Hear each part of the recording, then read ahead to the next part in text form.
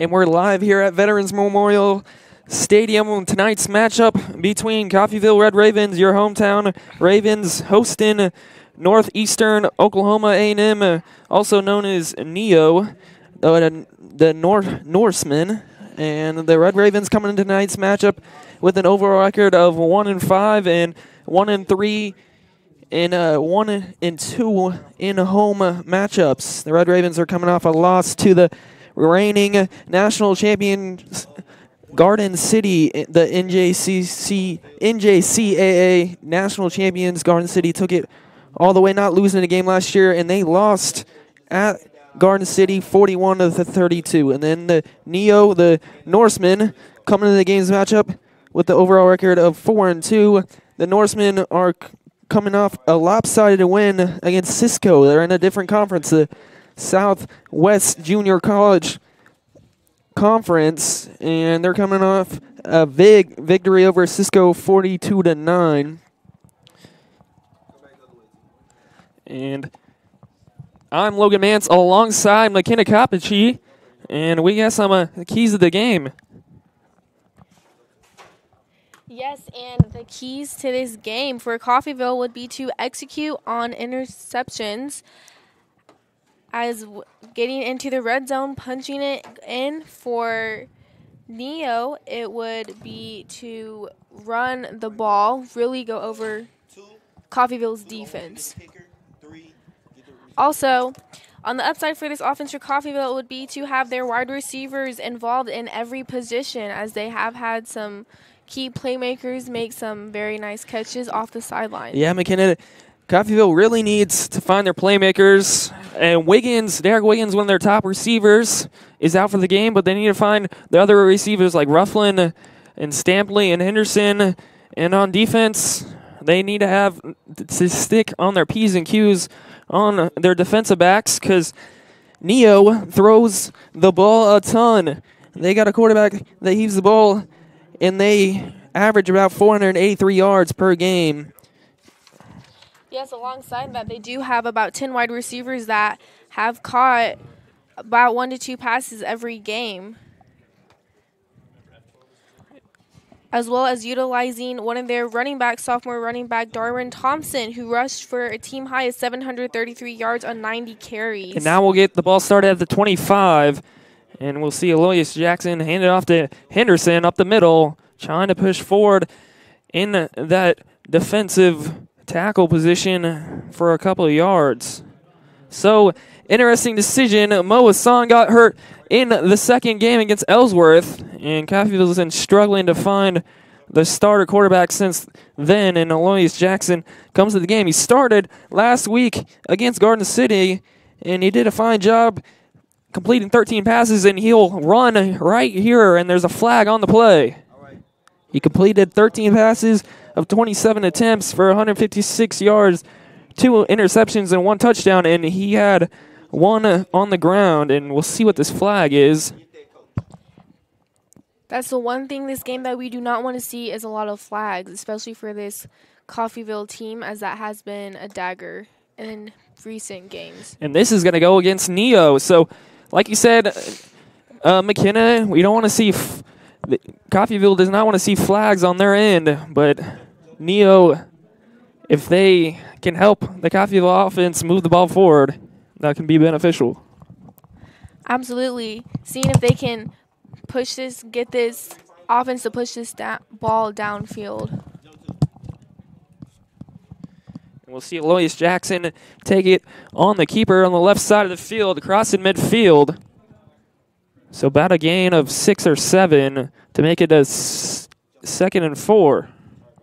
They're hurrying the ball up. Takes the snap. Up the middle goes Henderson. Bounces off a tackler, still on his feet. In to NEO territory.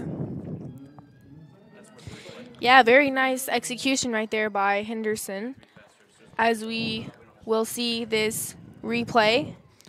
As the chains move, the clock stops, and they were hurrying it up. Aloysius Jackson keeps the ball on the right side, using his speed, and pushed out of bounds on that Red Ravens sideline. And that's one thing you want to see in your quarterback, too, is if you do have a mobile quarterback, seeing that speed to help execute getting this team down into Neo's red zone. Yeah, Lois Jackson, like I said, only passed 13 times last game against Garden City. Did a lot of running, and he did right there for a huge gain up to the 27-yard line of the Norsemen in a little bit slower pace. Yeah, it'll be nice to see if Coffeyville can go ahead and get an early lead in this game. Would really be beneficial for them. In the pistol, takes the snap, handoff up the middle, and again, that's Henderson. Really making sure to utilize their running back, Henderson, is quite the move for this Coffeyville team, as he has been quite the playmaker. Yeah, Henderson, 5'9", 215, so a big back to push it up the middle, and they are gaining momentum on this first possession of the opening of this game, and two wide receivers to the top, and you'll hand it off again to the right side, and gets upended right around the 25-yard line. Greg McAllister on the tackle, the defensive back. So 3rd and 7. Ball at the 24. Coffeyville on the move on this opening possession. And Elias Jackson has done it with his legs. And Henderson has also ran the ball quite well. Two wide receivers either side wanting to pass. Throws it, crossing pattern, working towards the end zone, using extra speed. Josh Moore dives for the pylon. And we'll see what that is. They mark him down at the 2-yard line.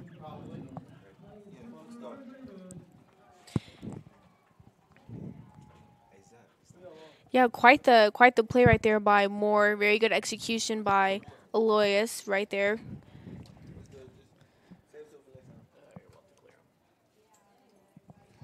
So Josh Moore takes the crossing pattern all the way up to the 2-yard line. About a 22-yard gain. Up the middle goes Henderson. He's getting close to the goal line. That's a touchdown. Coffeyville Red Ravens. Justin Henderson takes it 2 yards for a touchdown. Quick on the board, it goes Coffeyville. Yeah, good agility by Henderson. Really able to help move that ball down to Neo's red zone and get in that end zone. And we saw Coffeyville score a ton of points against Garden City, 32, but come up with the loss. And finally, on their first possession, giving some Coffeyville loyal fans something to cheer about. Now a kick from Tristan Bailey's up and good. He's perfect on PATs this season.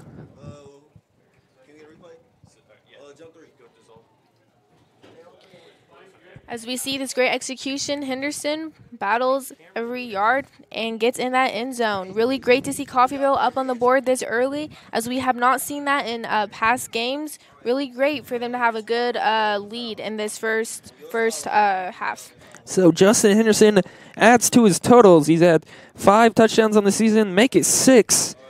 He only had 13 attempts last game against Garden City for 52 yards, and he does most of the bulk running this opening possession, and he gets a touchdown.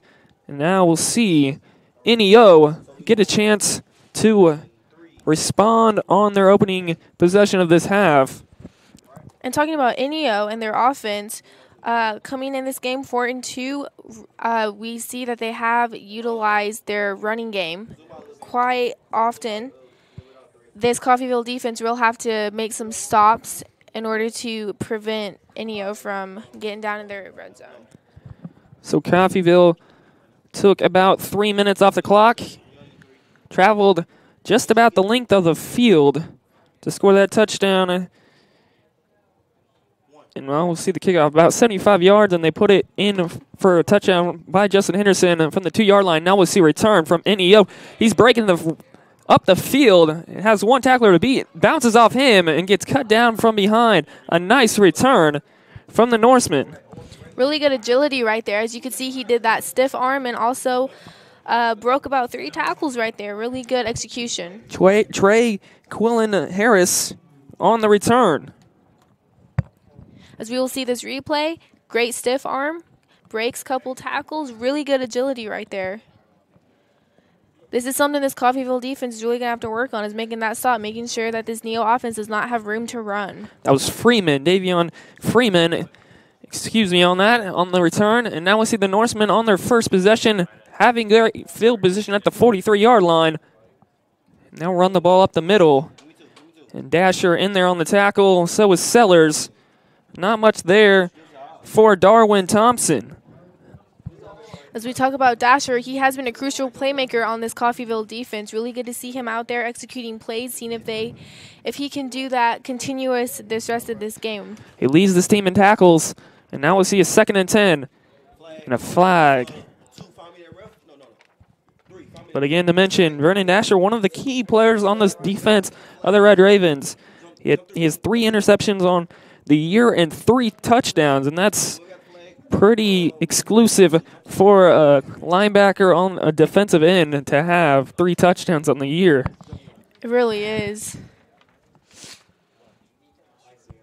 So the Norsemen struggling with some penalties. Gave a penalty to Coffeyville and extended the drive and allowed Coffeyville to put in 7 points. And now we'll see the 2nd and 10, 2nd and 14. Just a quick screen pass. He's got room and running out of it for about a gain of 7 to get half of it back. That was Cordell Grundy. I'm not for sure that was him. So at 3rd and 3, that was an 11-yard pickup.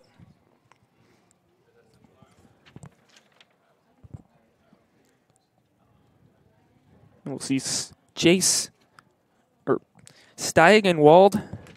Steigerwald in the gun, 2 wide receivers to his near side, handoff up the middle, trying to get this 3 yards. Yeah, you can really tell this Neo offense, their running backs really try and execute every single yard they can get. Unfortunately, it has not seemed beneficial since that first play with Greenman. Javion Burse on the tackle. And now they'll work with the first down at the Coffeyville 46. Dropping back, looking up the middle. Overthrows his intended wide receiver.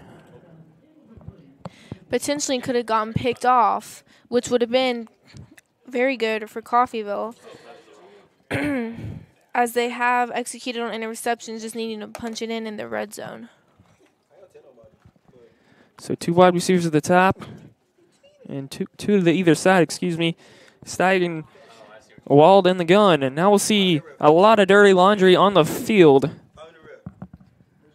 We'll see what the ref will tell us. The lead official here tonight is Mark Sisenko, and he'll give us what this penalty is. Offsides on the defense, so that penalty goes against Coffeyville. 5 yards moves the Norsemen forward.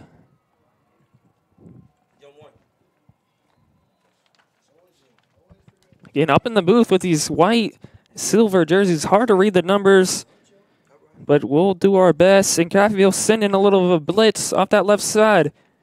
Fake throw and a handoff. Breaking some tacklers up to the secondary. And finally brought down by Vernon Dasher. As we see in this replay, this Neo running back continuing to fight for every yard as he gets tackled by Dasher. And Darius Clark in there on the tackle also. Norseman working the screen pass to the far side of the field, makes a juke move, and that's a gain of 5. That's Kobe Breyer, their leading receiver, takes the screen pass for a good gain on first down. Now brings up a second down, wanting to move the ball quick. That's a 4-yard gain, so 2nd and 6. Trips wide receivers at the top. Take the shotgun pass, hand it off. Not much room there, and he makes the most of it, and a flag comes in. That's Darwin Thompson. Takes it for about 4 or 5, depending where they're spotting it, so it's a 4-yard gain. And as you mentioned, Darwin Thompson is one of Neo's key playmakers for this team, as he has caught 8 passes for 61 yards. So that's a holding penalty. And that goes against the Norsemen. So that could be a drive killer. And we've seen a lot of penalties go against NEO here this far.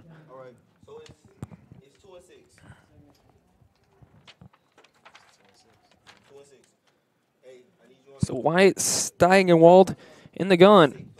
Next to his running back, Darren Williams.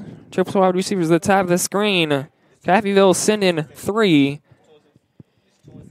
Trying to show a blitz with ball trip. Fake. Play fake. Now trying to throw to the far side. Just a short gain. Again, now that brings up a 3rd and long.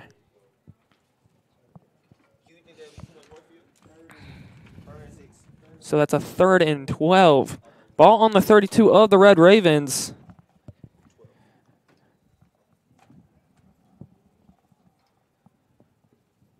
With 8:16 left in this first quarter.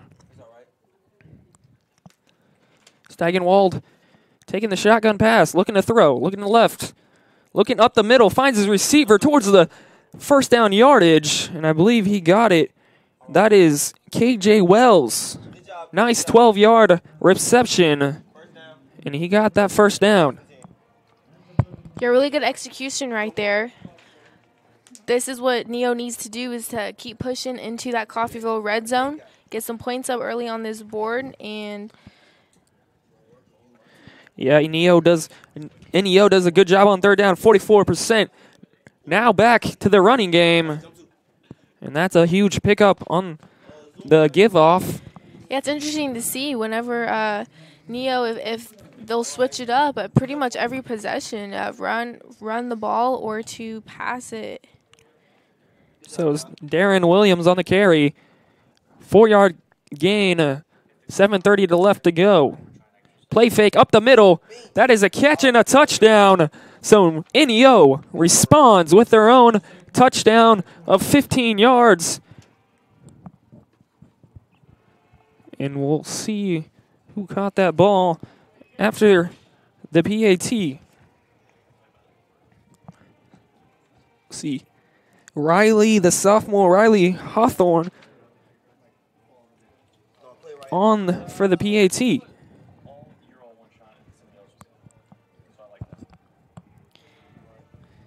So NEO gets a good kickoff return up to the 40-yard line and then takes it on their position at 60 yards for a score.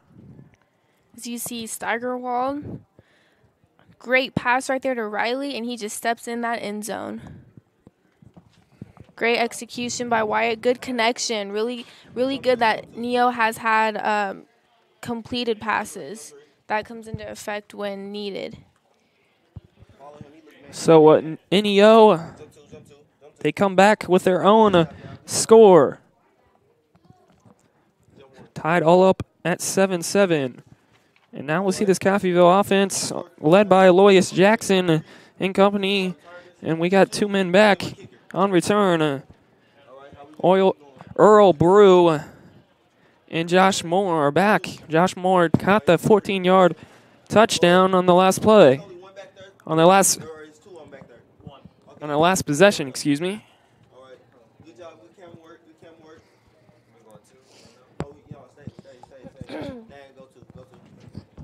Again, NEO out of the Southwest Junior Conference, and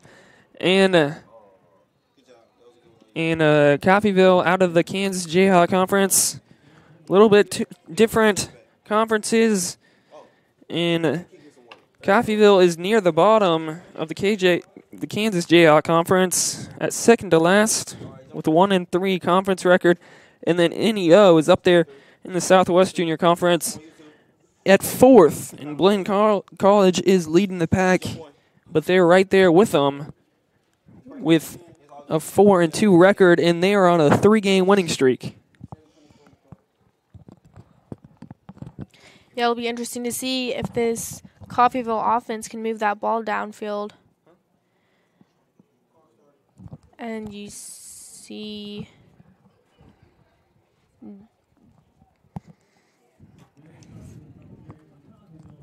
so Coffeyville gets a possession and doesn't get much on that first down play. As Darius Hopkins gets a carry, doesn't get much, but he gets 2 yards. And now we'll see Henderson back in there next to his quarterback, and one wide receiver to the top, and we'll see a flag.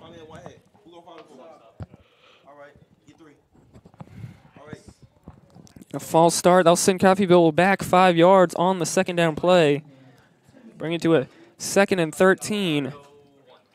And it looks like Coffeyville is coming out on the second possession with a different quarterback. Mo Hassan is back in there. He got hurt in the second game against Ellsworth, but we're seeing him back out there, and he's recovering from an injury.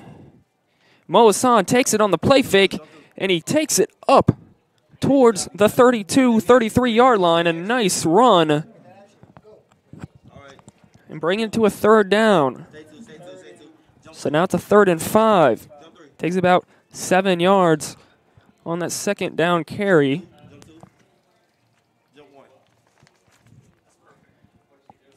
Yeah, that was a good eye by Mo Hassan. Drop out the pocket and battle as many yards as he can get. Yeah, that was a nice play fake. He kind of stalled there. Now he's back throwing, looking to his right, finds a receiver. He's still on his feet, moving up towards midfield, and he almost gets there. He's short. Ryan Williams, the secondary running back on the crossing pattern, catches it and takes it up towards the 46-yard line. Now Mo Hassan back in there, takes it on the option route, avoids a defender, and a nice run of 13 yards.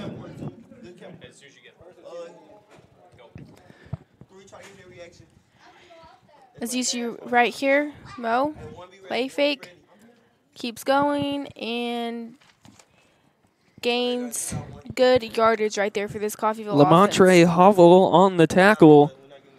And Mo Hassan, not known for his speed, but he takes it upfield, and man, did he show his wills on that play. And that's something he can show on this Coffeyville offense. And now we're seeing Aloysius Jackson. So Doyle, we're seeing 2 quarterbacks out here tonight. And bunch wide receivers to the right and left, and Neo showing blitz off that right side. Dropping back under pressure, has to scramble. Still on his feet and pushed out of bounds.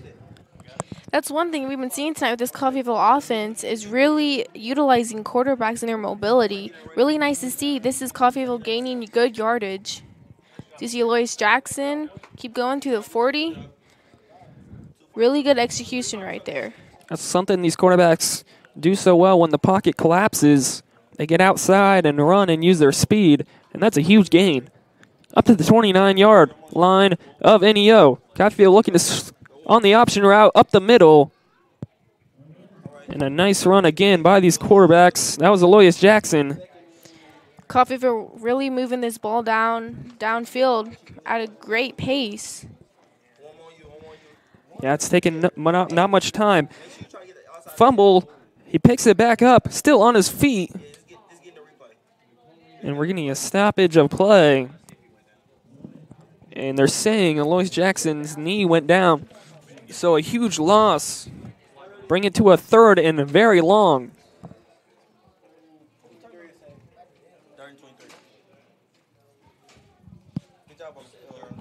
And now we'll see Coffeyville in an obvious passing situation. And without one of their leading receivers in there, Derek Wiggins, they have to look to another option.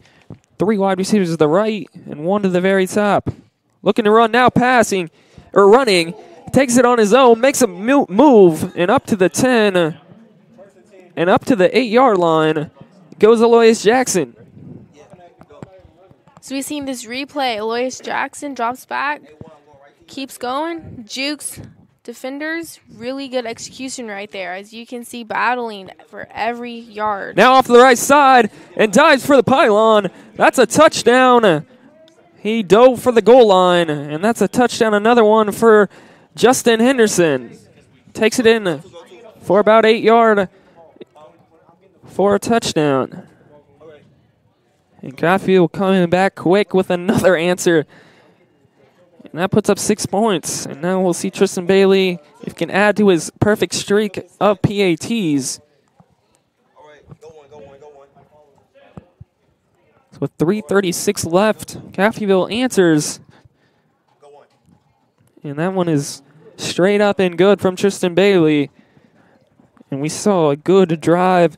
Not very much passing, but we saw a little bit of running from Mo Hassan, Aloysius Jackson, Justin Henderson, and a catch from Ryan Williams, all on that same drive. Which all combined for another 7 points on the board. Really great execution by this Coffeyville offense. I feel like they're figuring something out right here by having their quarterbacks be mobile and getting outside that pocket. Yeah, when the pocket collapses, the quarterbacks use their speed, picking up big chunk of yardage. And again, like you said, McKenna putting up 7 points and giving Coffeyville the lead. And now we'll see what defense can show up in this game, as all the defenses out there have given up a touchdown thus far, and we'll see Coffeyville's defense back out there. Yeah, like you mentioned before, both defenses have left the other one get 7 points on the board, so we'll see who can make a stop.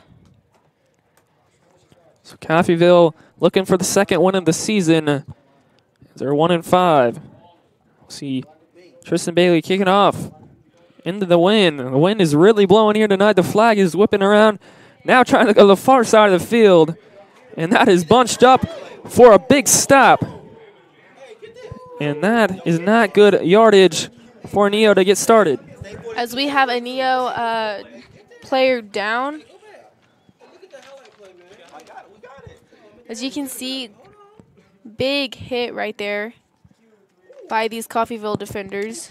That was Val Green Jones, able to get the special team stop in the own Neo's territory. So they'll start out at the 10-yard line. Those are the kind of stops that Coffeyville will need to produce in order to keep Neo outside their red zone. Yeah, they'll have to travel 90 yards to get a touchdown. Bad field position for NEO. And we'll see Steigen, Wald, and the offense of NEO back on the field. So 3 wide receivers to the top of the screen. In the shotgun position is Steigenwald, man in motion. He'll hand it off up the middle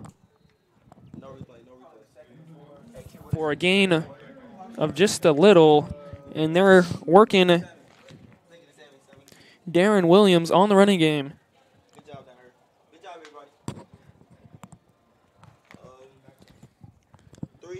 So both teams really picking up the pace. Steigenwald back in the gun. Dropping back, looking right. Now in the middle. And it's broken up by Coffeyville.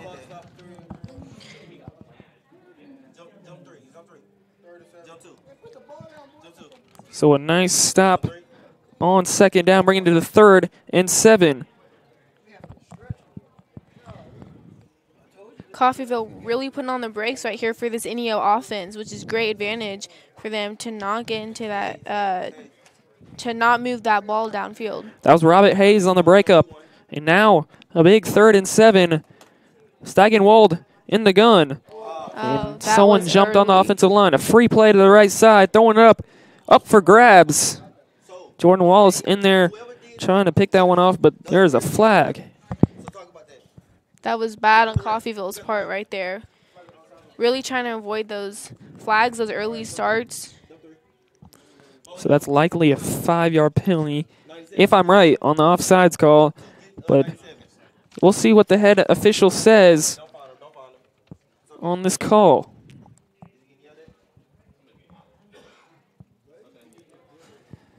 So that's what the call will be, offsides on Coffeyville. And there's a hands to the face call, again, against Coffeyville. So they'll decline the offsides and accept the hands to the face penalty, and then it'll bring it to a 1st down for NEO. So that moves the ball from the 13-yard line all the way to about the 28.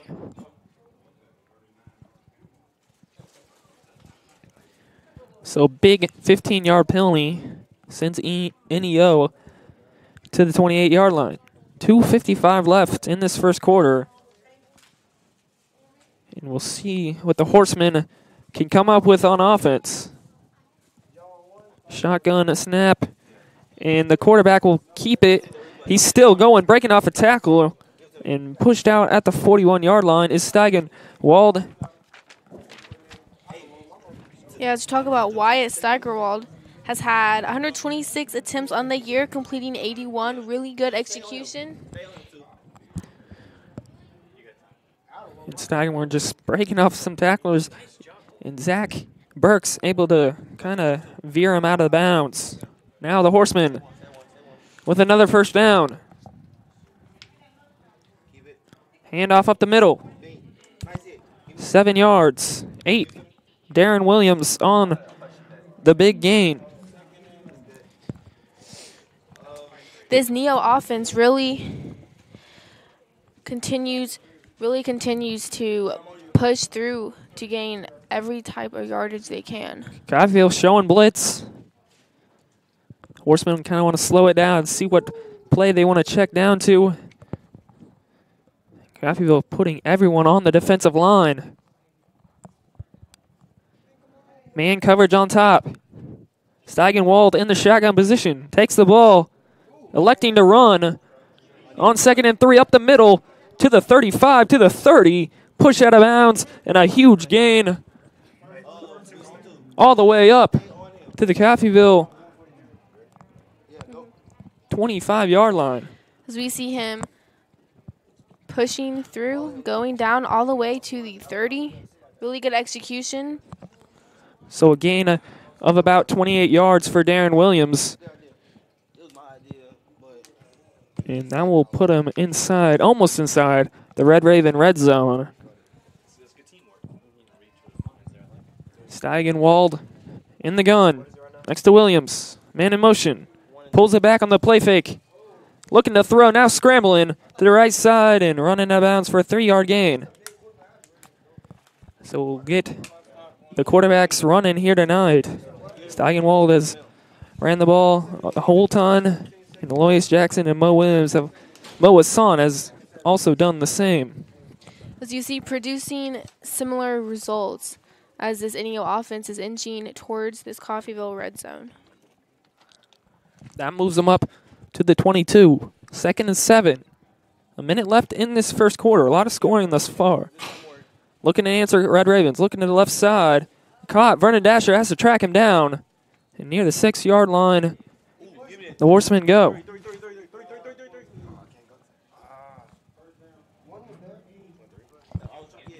And that's a catch by Kobe Breyer. So you see right here, good eye. And as he is pushed out of bounds. Up the middle, the Horsemen go. Upended at the 2-yard line. As Javon Burrs came in there for the tackle from the safety position, and we'll see, I believe there's a flag. The flag at the 1-yard line. Right around Carlos Taylor. Or excuse me, yeah, that is a flag. And that will go against the Horsemen. So 37 seconds left in this first quarter. Horsemen are pushing down the field, and that penalty will send them back. Good advantage for this Coffeyville offense.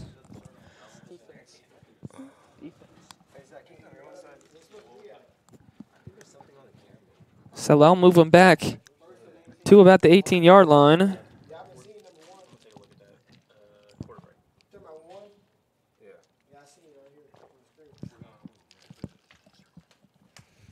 Three wide receivers at the top. Coffeyville showing blitz. Steigenwald gets sacked in the backfield. That is Carlos Taylor. Comes in there up the middle and gets a huge sack after a huge penalty. And the Horsemen are now in a tough situation. And this is now will be the last play of the half. So we see Carlos Taylor just run, not even blocked, up the middle and sack Steigenwald for a huge loss. Back to the 25-yard line. And this is a 3rd down and 25. 3rd and goal line. And the Horsemen are stuck way back.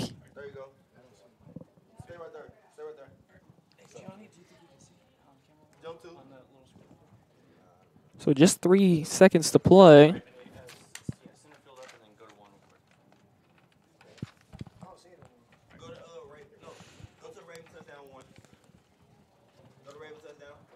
Again, if you're just tuning in, it is a 14-7 ball game. Coffeyville up, and each team has scored on every possession they've been out there. And NEO 4-2 coming into this ball game from the Southwest Junior College Conference, and Coffeyville from the Kansas Jayhawk Conference.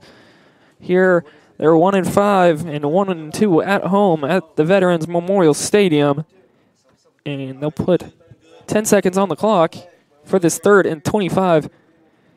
3rd and goal line, and Steigenwald will be in the gun. Showing blitzes Coffeyville, rolling out on the bootleg. Steps, plants, throws long, and overshoots his intended wide receiver. And Coffeyville gets a stop on 3rd down. Evan Cooper on the coverage, 6'3", redshirt freshman out of Fairburn, Georgia, comes up with the stop. And Steigenberg kind of overthrew his intended wide receiver. And now we'll see the kicking unit out there.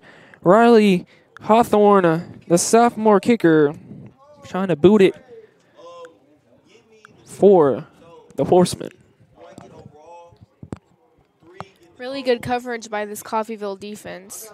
So this is about a 42-yard field goal for the Horsemen from that left hash. Flag is kind of the wind is kind of moving right to left, and that's a blocked or pooch kick. So either way, Horsemen come up with 0 on their drive. Coffeyville comes up with a big stop. As we will go into this 2nd quarter with Coffeyville at 14 and NEO at 7.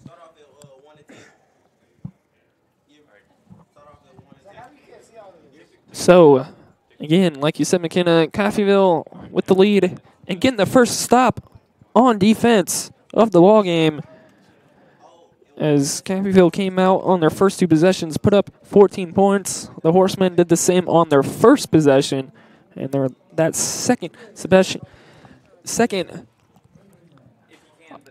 possession, they missed a 42-yard field goal from Hawthorne. And a couple penalties staggered their offense. They got 1st and goal line and then had a big penalty of 15 yards, and then Carlos Taylor came up with a big sack to send them back, and they eventually missed a 42-yard field goal.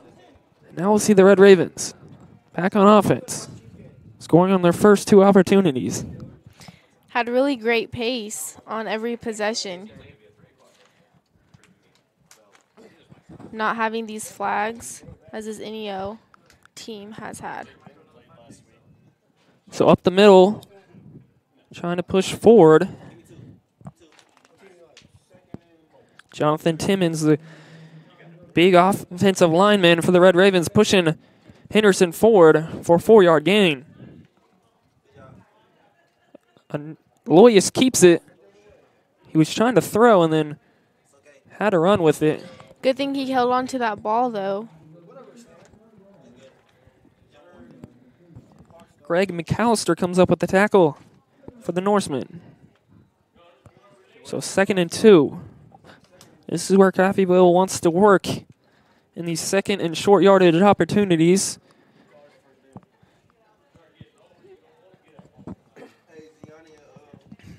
So 4:15 left in the 2nd quarter. Handoff to Henderson off that right side. Hurls a defender, still on his feet, and then across midfield. He'll get tackled by behind.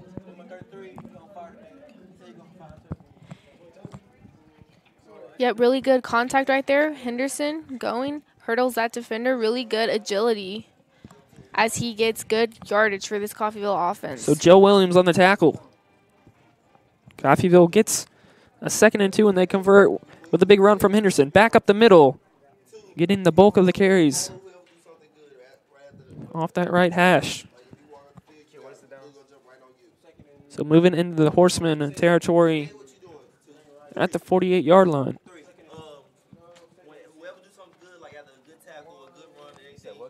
That was Winthen Ruth, the second quarter running back. Coffeyville's got multiple running backs, and Ruth takes the carry. Now up the middle, misdirection. Trying to push forward. He had a blocker in front of him, Chio, and then ran out of room. Yeah, this Coffeyville offense has done a great job executing its different playmakers, such as Henderson. Brian Burns on the tackle for the Horsemen. Ruth will come out of the ball game, and we'll see a new running back for Coffeyville, Darius Hopkins. Mo Hassan in at quarterback. 3 wide receivers at the top of the line.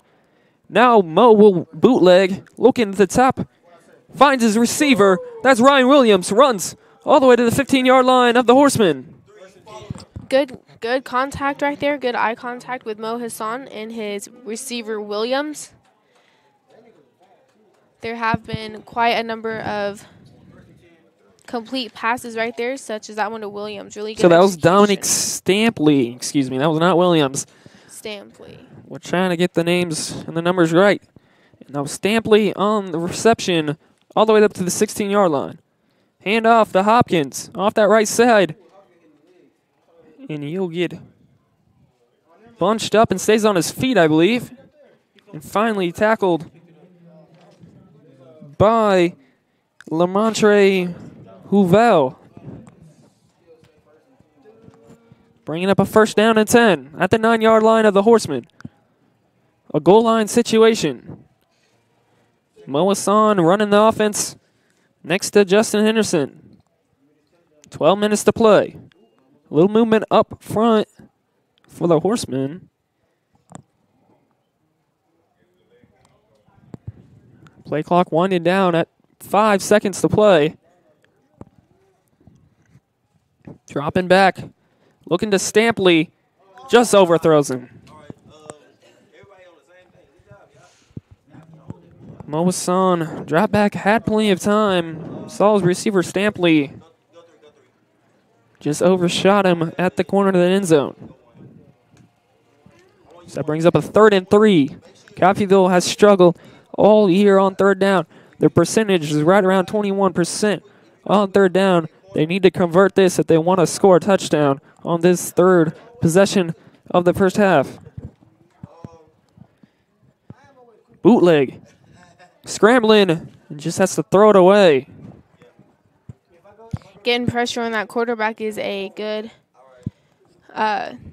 thing for that Neo defense. Putting pressure on the quarterback. And now we'll see the kicker.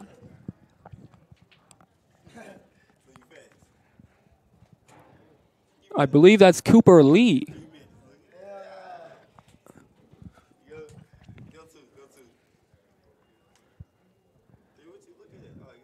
So that was up and good. So that was Tristan Bailey, excuse me.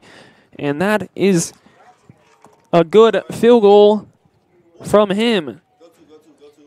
About a 25-yard field goal, and he puts it up and good. Coffeyville scores on every possession they've had, making it to a 17-7 ball game, and Coffeyville holds the advantage.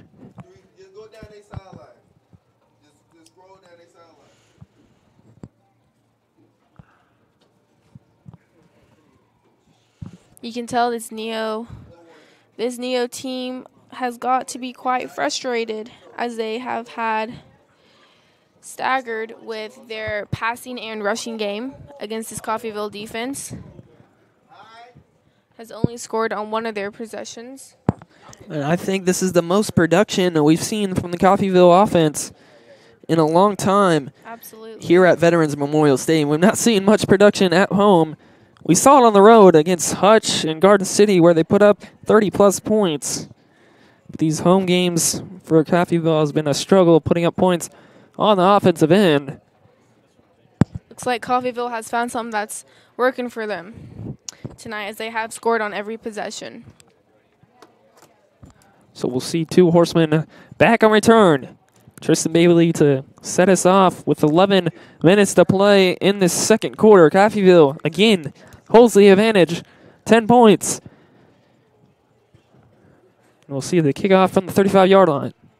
A nice boot, and that's unplayable for the returner. And we'll see the Horsemen get started at the 25-yard line to get this possession on the way. His last possession, they missed a 42-yard field goal. And on their first possession, they were able to score 7 points. And we'll see if the Coffeyville defense can get a stop and bring it back to their offense.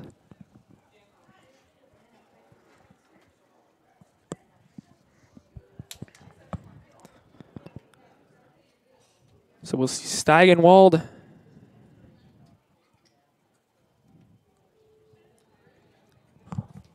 in a little crazy formation we've seen. And a false start, I believe. Wow. A weird formation, I'd have to say. Yeah, you don't see that every day. You don't really see that many flags in the first half of a game either. So they'll move them back 5 yards to the 20-yard line. A different formation on this play. Steigenwald with 2 wide receivers at the either side.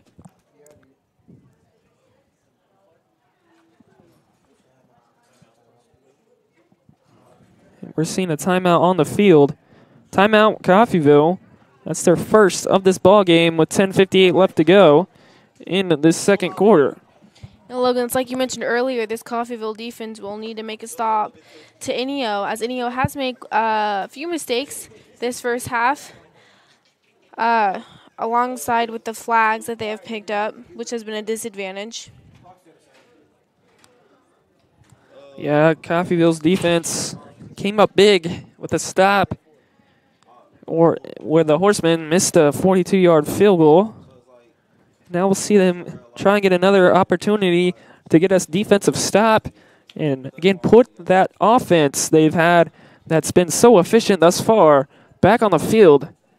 And that would totally help them with this 10:58 left to go in the second quarter. The Horsemen with the ball at the 20-yard line.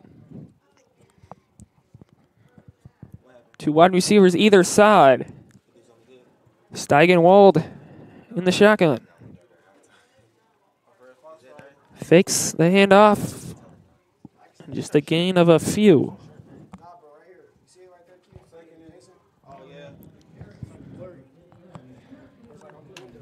I feel like Steigerwald could execute more of his passing game, as he has been quite productive in his 126 attempts this year, completing 81. Sending 3. Has time. Throws it up. Has a man just out of the reach of his intended target. As he did decide to run with the passing game on that play. So missed out on the opportunity. Now a 3rd and long for the Horsemen.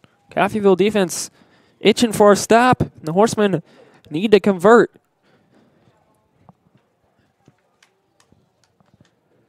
Now they're checking down and seeing what Coffeyville is showing. Coffeyville playing back in coverage. Has time. Pump fakes. Looking high and deep.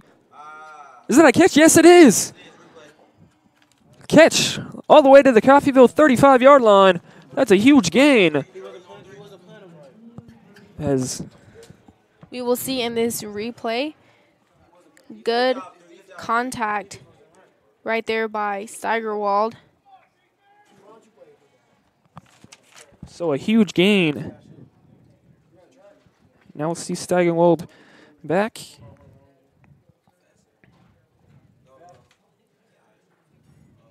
So a gain of about 43 yards. Now we'll see a run up the middle. He's got some more room. And finally gets tackled at the 24-yard line by Javon Burse. That's Williams on the carry. As you see right here, continuing to run, battling for each yard. Like you said, Logan, good stop by Javon Burse, as that was his second stop of the night. Gain of 11. Back to a 1st and 10. Under pressure, Vernon Dasher after him. Throws it high, and he has the target wide open. That's a catch at the 4-yard line. A nice reception for 20 yards. So you see right here, Wyatt drops back. Good contact, as he has made quite a number of completions. The running back was left uncovered. That was Darren Williams, and he caught it all the way up to the 5-yard line. So a gain of 19. Run up the middle. And he got close to that goal line. Tackle by Vernon Dasher. So the Horsemen trying to make this a 3-point game.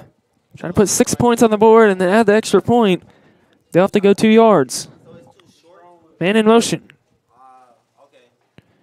Hands it off. Vernon Dasher all over him. Can't get there. Another stop by the Red Ravens. As we see a flag on the play.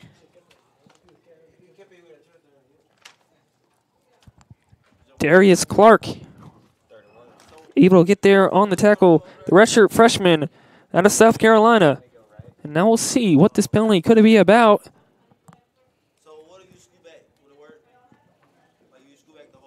And hopefully we'll get it soon, as they're taking a whole bunch of time. As it came late into play, about when the tackle happened, was when the flag was thrown. And man, they're taking just about all day to figure this one out. Really good stop effort by this Coffeyville defense, as Inyo is inching every yard they can get. And it looked like they just picked up the flag. So 3rd and 2 from the Horsemen.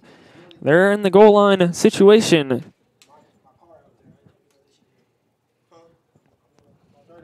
$20 on the play clock.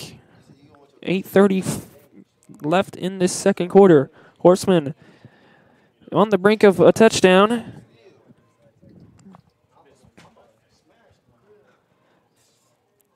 Play fake. Ball almost gets batted, but that's a touchdown. Another throwing touchdown for Steigenwald. As we will see in this replay, Steigerwald, good connection once again with one of his receivers. As mentioned earlier, 10 wide receivers on this team have had up to 1 to 2 catches every game. Yeah, and the Norsemen do a good job by spreading the ball around, finding a different target each time. We're waiting the PAT from Hawthorne, and that's up and good.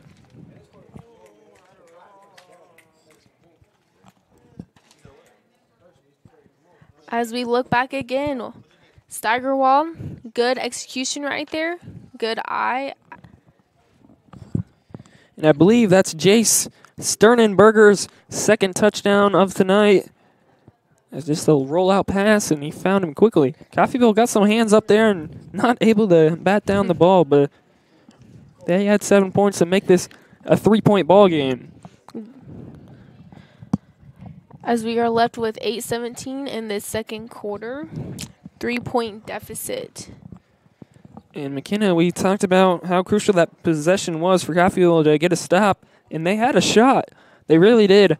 And they held the Horsemen to a 3rd and 12, 3rd and long, and then they were able to connect down the field for just about a 43-yard gain to extend the drive, and then obviously put one in the scoreboard for 7 to make this 3-point ball game, and we'll see this Coffeyville high-motored offense back on the field.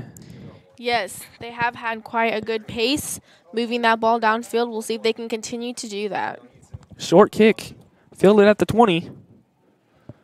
And just moving it up 4 or 5 yards. Coffeyville will get started. That was Ryan Williams on the return.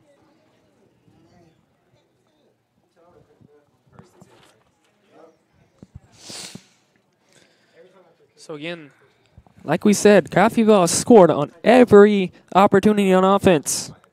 They are 3 of 3, put in 2 touchdowns and 1 field goal from 27 yards. And now we'll see if they can do the same and answer the Horsemen.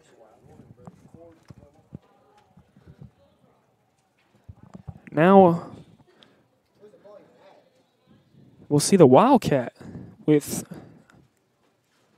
I believe that's Winton Ruth up top and likely a false start.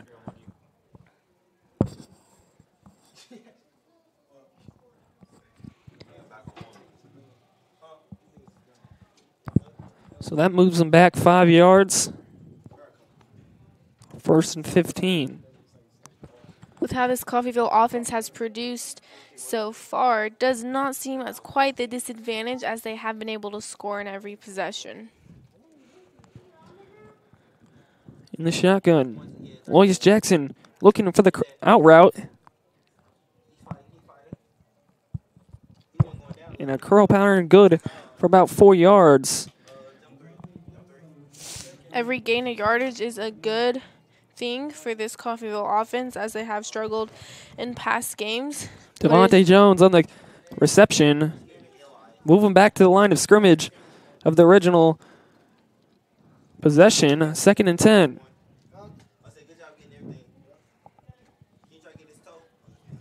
Lois Jackson back in there, quarterback. Handoff up the middle to Henderson. Nice gain.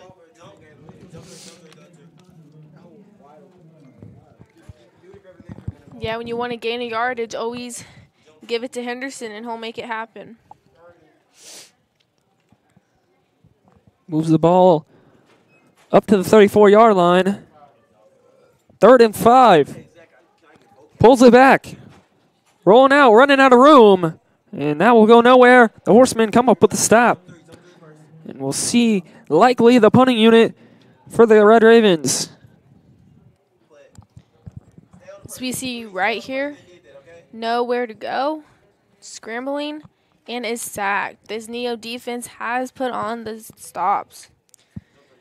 Cade Bonneman on the sack for the Horsemen. He gets some taps in the head from his teammates.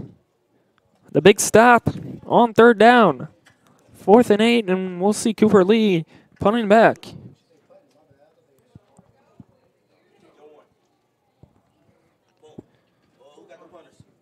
Nice kick and a return. Takes it off that left side. That's Kevon McGee. Kevon McGee goes, has a blocker in front of him, and runs out of room right around the 16-yard line. He takes it a whole lot away, all the way up to the Coffeyville 21-yard line.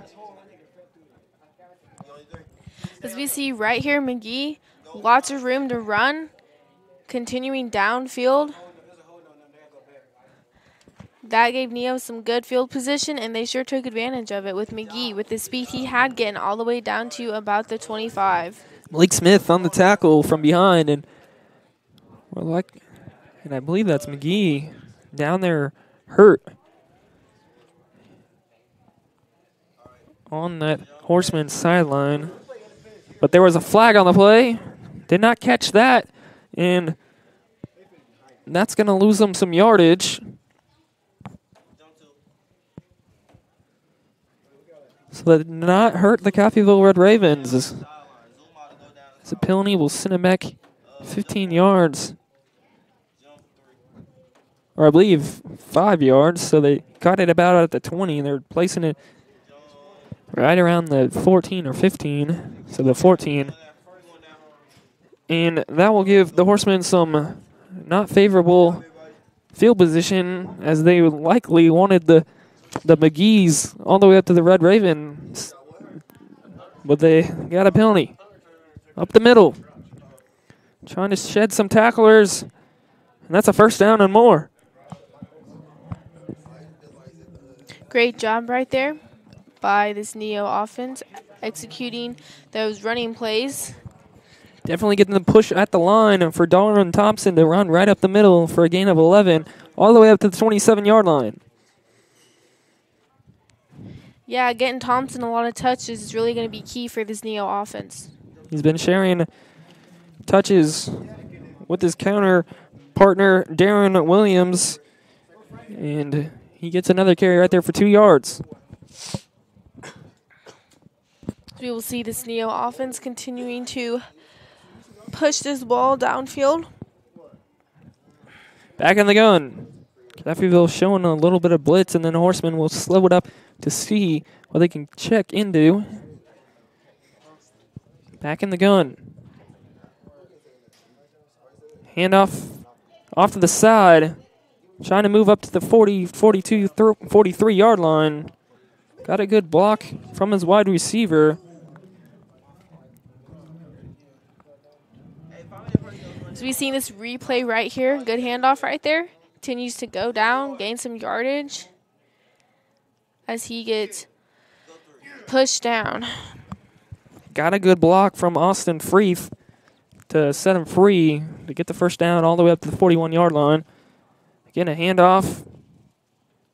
Tackled from behind by Carlos Taylor, but not before he gains up about 5 yards on first down. That's a good number of yardage right there for a first down. At this pace, Neo can get into that Coffeyville red zone quite quickly.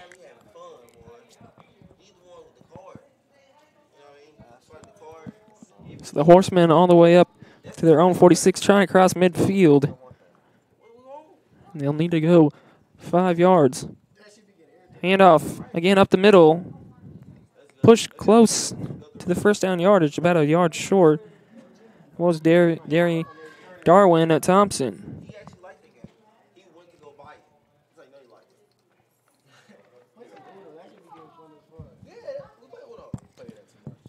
So again, Coffeyville has a chance to get a stop. 3rd and 2.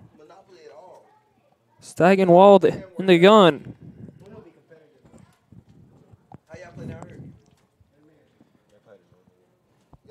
Handoff up the middle. He's short.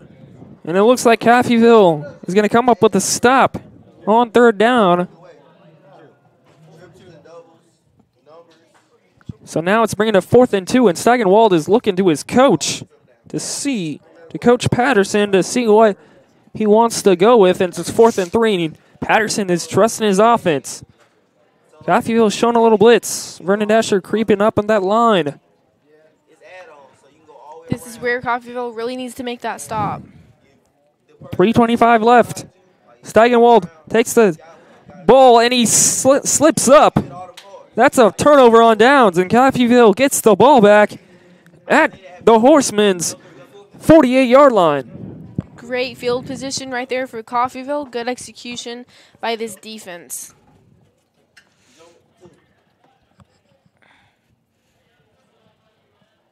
So 3:23 left for Coffeyville to play with. And they're trying to go up 10 points or get a field goal and make it a 6-point game before half. And we'll see Mo Hassan back out there, and they've dueled with these two quarterbacks, Hassan and Jackson. Today we'll see, or right now we'll see Hassan hands it off on that left side, trying to push forward to the 42. The clock will keep going. Coach Liker and company has got to be in charge of the time. This injury will stop it momentarily.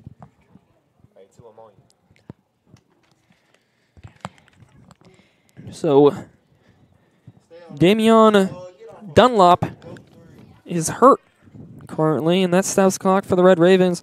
But one thing we haven't really mentioned, McKenna, is Coach Flores started the year with the Red Ravens, and he is having some medical issues. So Coach Liker, the Hall of Famer for the Red Ravens, comes back for the Red Ravens and is now doing the coaching duties. Yes. He was the athletic director, and he's coming in and doing a fine job. He was inducted to the Hall of Fame for the Red Ravens in 2010. And Coach Liker doing a great job for the Red Ravens and pushing this team forward. And we hope the best for Coach Flo and company. And we're back on the field with 3:08 left in this first half. Coffeyville trying to score before halftime. Hassaning the gun, showing the blitzes. The Horsemen now will take off and run. Good speed right there by Hassan. Trying to not stay out of bounds, stay inbounds. And you'll move up to the 15-yard line. A nice run by Hassan. Yeah, seeing these quarterbacks being quite mobile, as you can see right here with Hassan, really executing his speed right there. And good job by Justin Henderson to set the block and set the edge for Mo Hassan to get across and into the 17-yard line of the Horsemen. Yeah, absolutely. This is right here where you feel like Coffeyville is about to score on yet another possession. Bunch wide receivers to the near side, one to the far. That's Josh Moore all the way at the top of the screen. And Mo Hassan has got to look for him. Up the middle is Henderson. Moving it to the 15, maybe the 14. Nice job in company by the Horsemen's defensive line. As Devon Bayok was there on the tackle, and LaRon Stokes. So this Horseman defensive line has done a fair job here tonight, putting pressure on Hassan and Aloyas. They've just broken out of the pocket and gained some chunk of yards here tonight. It's really been a killer for the Horsemen. Man in motion is Ruffin. Takes the ball. Now trying to push up north to the field. Nice gain of 1 or 2 for a long run from Ruffin. Yeah, seeing Coffeyville not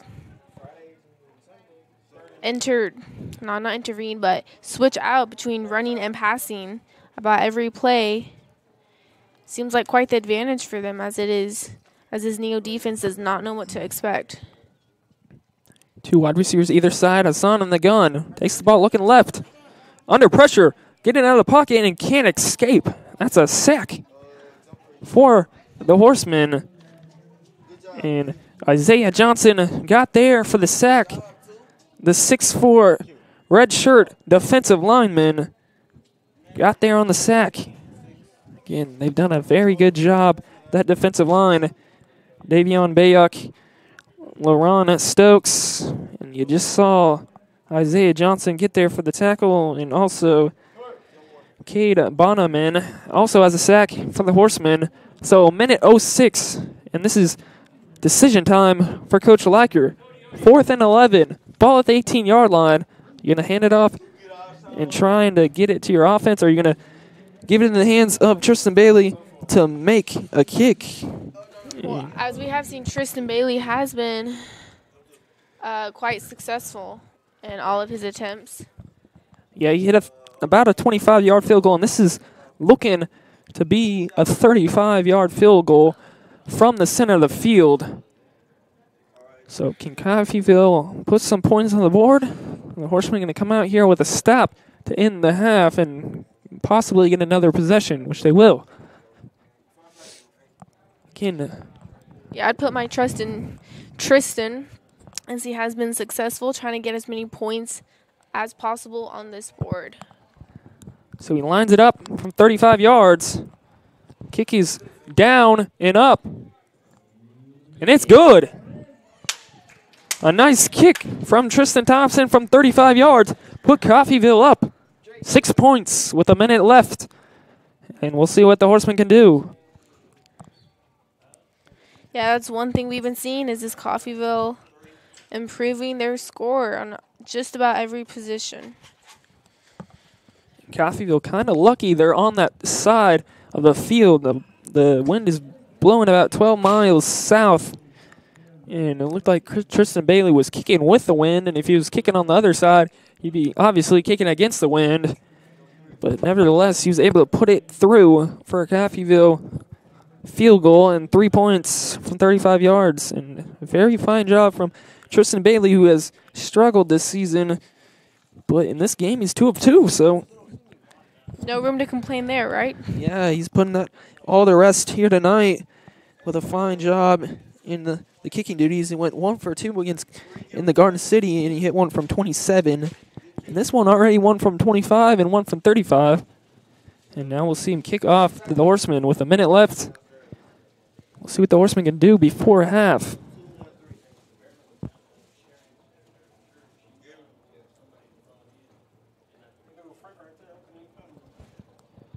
So kick.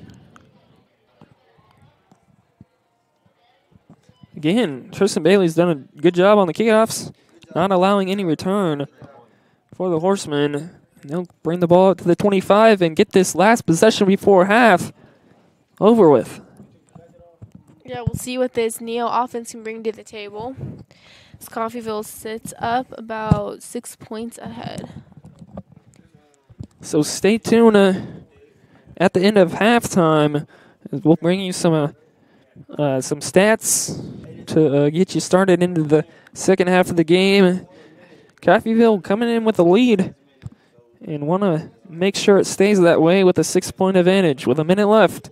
We'll see what Steig and Wald can do before half. And the Horsemen can put together. Play fake up the middle and gets hit. Vernon Dasher laid the wood at the 40-yard line.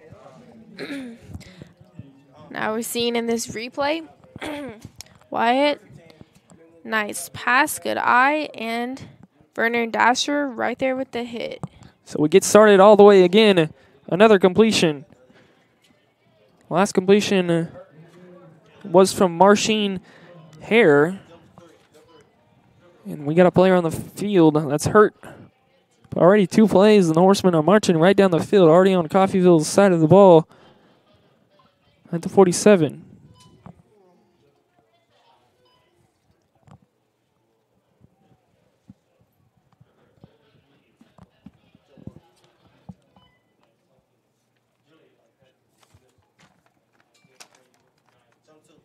So that looked like KJ Wells on the catch, and then he was a little shaken up.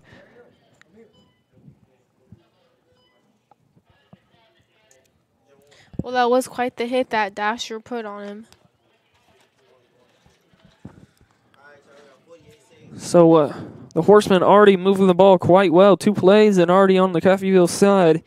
Back in the gun is Stagenwald. Coffeyville kind of showing some blitz. Back in coverage. Looking to his right, rolling to his right. Throwing it near the sideline. Can't find his intended wide receiver, Jawan Johnson. Javon bursts on the coverage. Brings us to a 2nd and 10. 31 seconds to play with. The Horsemen got to move quickly and find the out of bounds.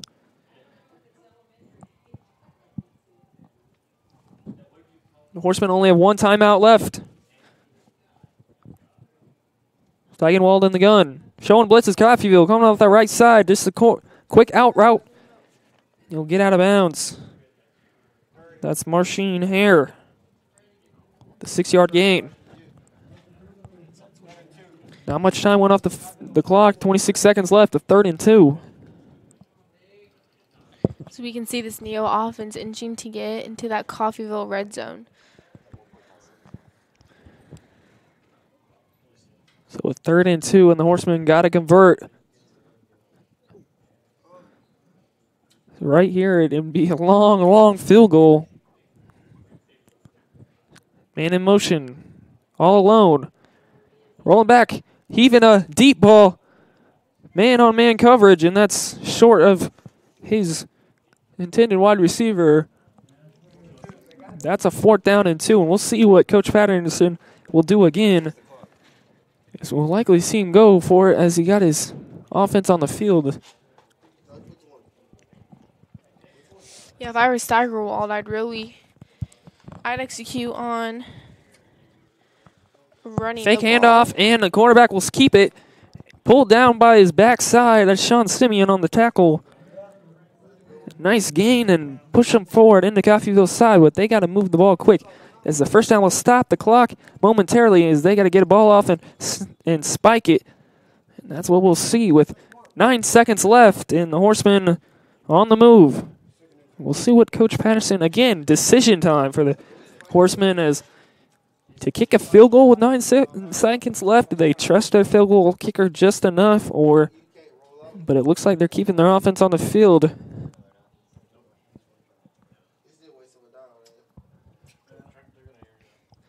So again, an interesting decision not to send your field goal out there to try and get some points. Steigenwald all alone. We're seeing a timeout on Coffeyville. They'll use their second timeout, and they're down to 1 left.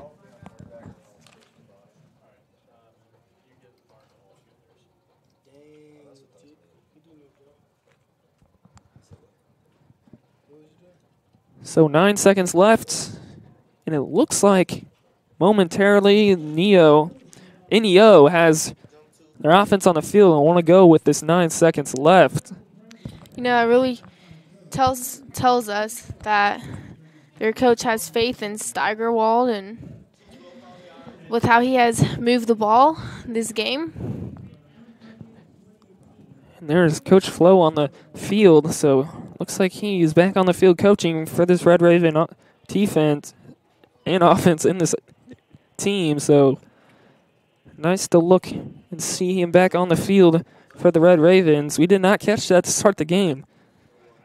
So 9 seconds left, and the Horsemen got to at least get out of bounds or somehow run up and spike it and get another playoff or put it in the end zone. All alone is Steigenwald in the gun.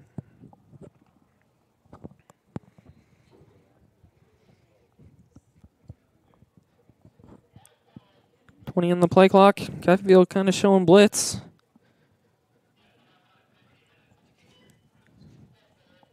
Trying to check the play.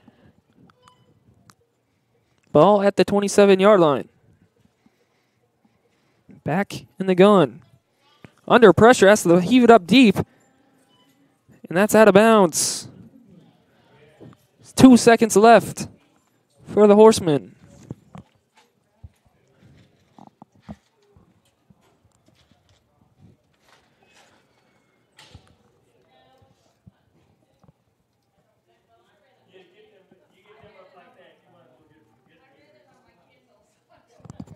So that last pass was intended for Austin Freeth.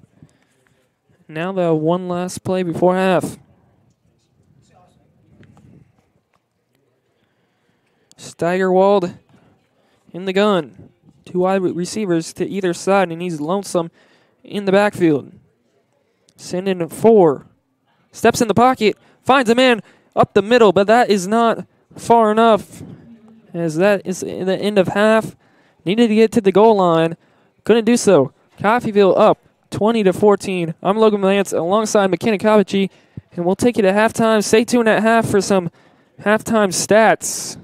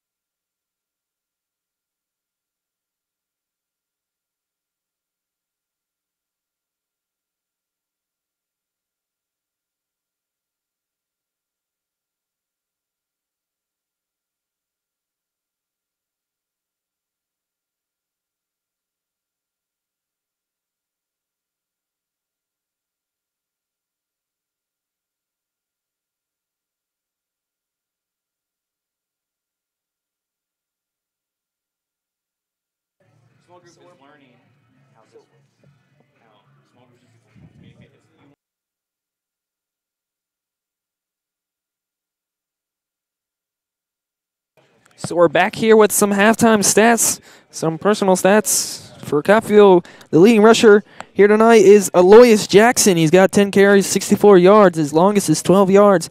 Justin Henderson right next to him, 10 carries, 61 yards. Passing, Mo Hassan, 3 of 5 for 44 yards. Aloysius Jackson right there and right next to him, 2 for 2 for 27 yards. Receiving, Dominic Stampley, 1 catch, 26 yards. Josh Moore, 1 catch, 22 yards. Ryan Williams, 1 catch, 16 yards. And Lake Hoffman has 1 lonesome catch right behind him, 5 yards. Vernon Escher has 4 tackles, 7.5 tackles for NEO. Darren Williams, 8 carries, 56 yards. He's the leading rusher. And Thompson, 8 carries, 42 yards. Steigenwald, 6 carries, 29 yards. Steigenwald is 13 for 29 for 176 yards and 2 touchdowns. Kobe Breyer for receiving 4 catches, 31 yards. KJ Wells, 3 catches, 69 yards. Marcin Hare, 3 catches, 39 yards. And Lamonche Herval is leading the tackling with 3.5 tackles. So we're getting right back at it to end the first half and get started and put 15 seconds on the third quarter and get started. And McKenna, what do you think Coffeyville and NEO will have to do to come out with a victory?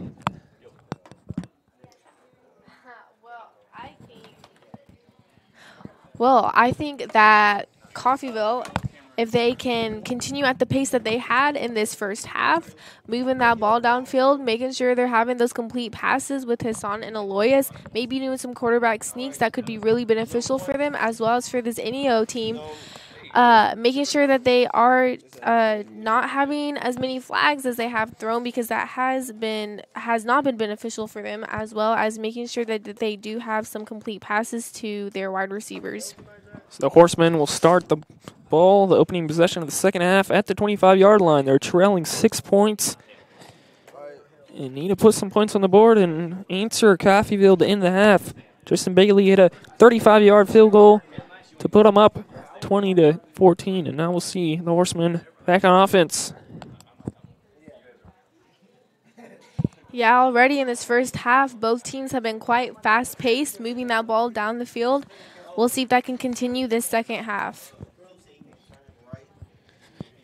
NEO has put up a total of 292 yards in the first half in total offense. And we'll see Steigenberg in the pistol with his running backs and a man in motion. Handoff gets hit, met quickly.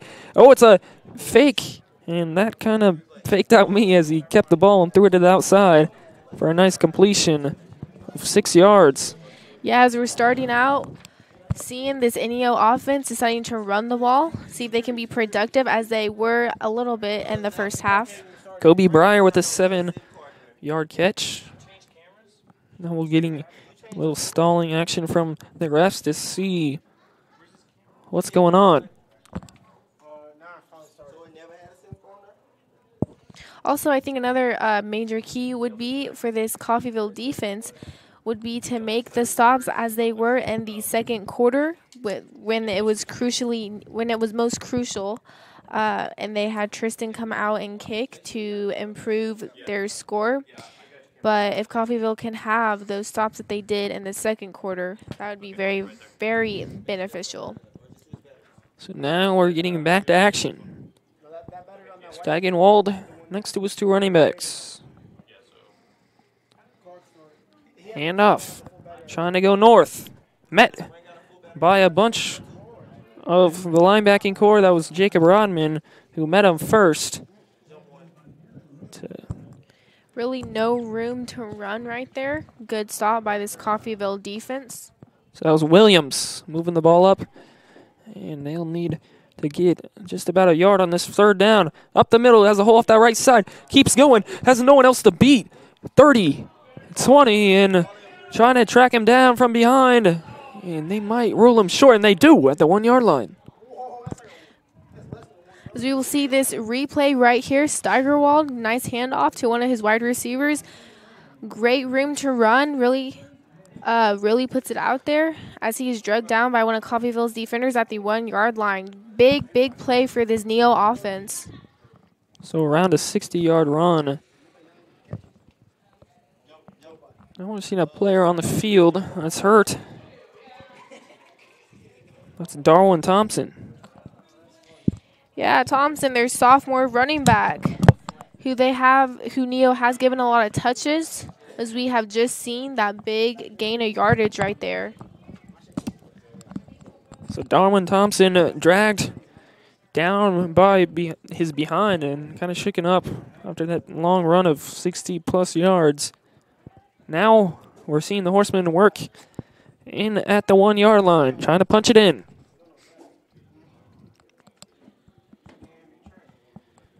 Just starting out this third quarter. Already with a big play for this Neo offense.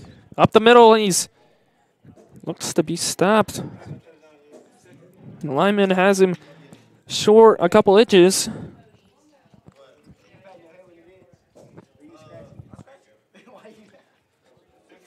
So they're hurrying up. Coffeyville loading up the box. Hand off again. It looks like they got him stopped. Coffeyville's got him for a no gain. As we will see in this replay right here, Steigerwald, great handoff right there. As one of his receivers, or running back, battles for Cortez Watson, not able to get there. I believe that's his first carry of tonight. Yeah, that's his first carry. Cannot punch it in there. 3rd and 1. Coffeyville trying to stop them at their own 1.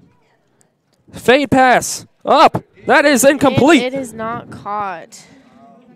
Good coverage right there by that man-to-man on Coffeyville. Good coverage by Evan Cooper, the 6'3" redshirt freshman from Fairburn, Georgia.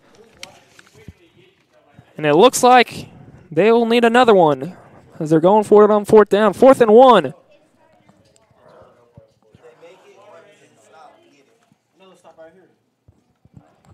Trying to get another stop. Coffeyville. As this Neo offense presses on to get into that end zone. Handoff, it's a keeper, and he dives for the end zone, and there's a flag. So a late flag in there by the top judge. We'll see what this one can come up with. So we'll see where this flag comes in. That center, that right tackle rolled around. Oh, yes. That will likely be on Damian House. As you saw Steigerwald battle into that end zone, that's how quarterbacks are supposed to be. It's not you get hit once and you go down. Very good execution right there, trying to get in that end zone.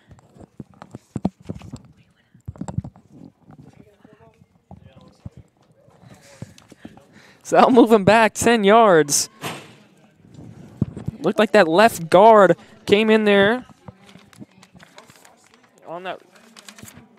Unfortunate, there was a flag right there for Enio, but that was a good yeah, play. It was likely Enio. on that left guard, Damian House, as he came around and then just pulled down the defensive lineman of Coffeyville, and then they'll send out the kicking unit for the Norsemen.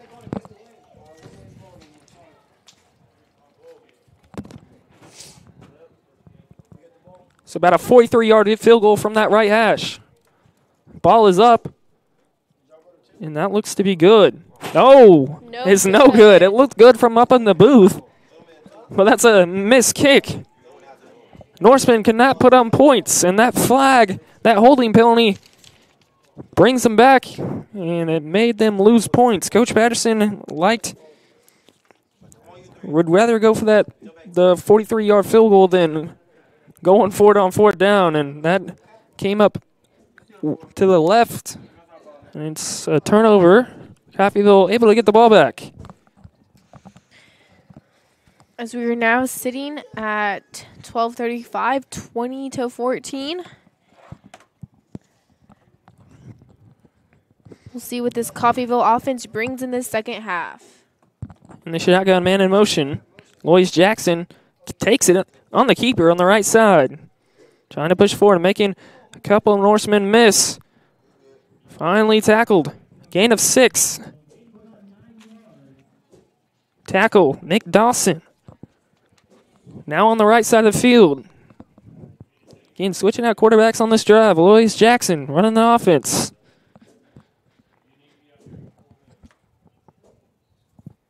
And Aloysius takes the ball again for, I believe, a first down. First down and 10. Coffeyville moves the chains. Really trying to get that pace back they had in that first half, moving downfield, trying to improve on their score in this second half. So it's a interesting dual quarterback situation with Jackson and Mo Hassan. Jackson takes it again up the middle. Third running play and his third run. Moves it forward for about 2 yards. About up to the 43. Coffeyville still on their own side of the field. We'll see Stampley and Josh Moore on the top of your screen. And one lonesome to the near side. Norsome's throwing blitz, but they'll run it up the middle. Stopped for a short yardage gain. Looked like Devion Bayek got in there for the tackle.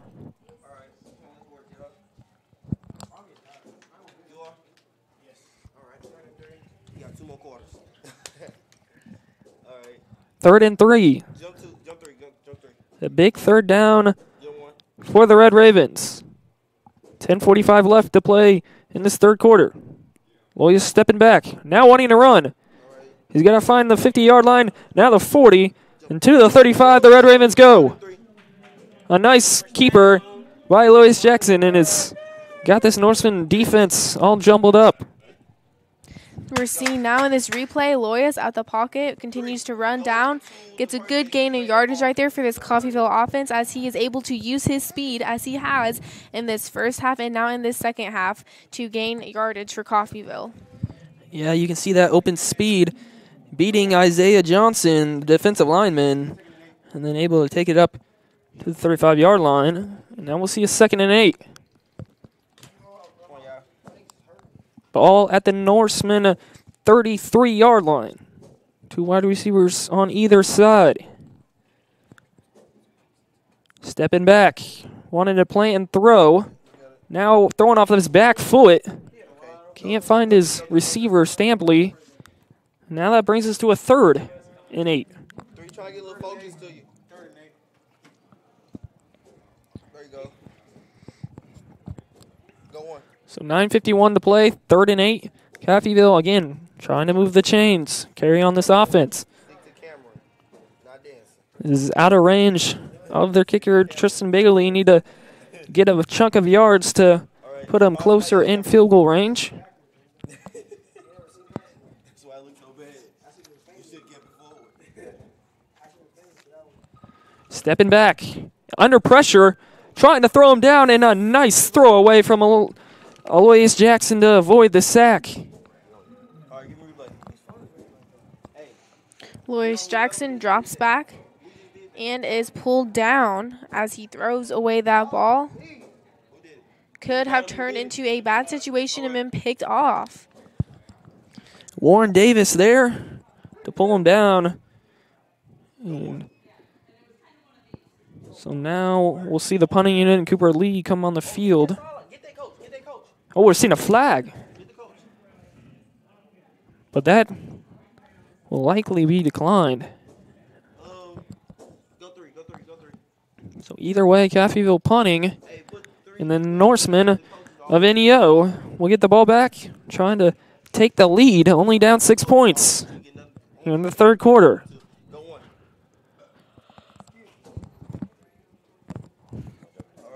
So now we will see the punt. Kevion McGee back. Call for his players to get out of the way. And didn't get a Coffeyville bounce. Stays in place. Still bad field position for the Norsemen to start out with, and a decent kick from Cooper Lee to start him off about the 14-yard line. Is 15-yard. We'll see where they plant this ball. So the 15-yard line is where NEO A&M will start out as they can take the lead with a touchdown and a PAT.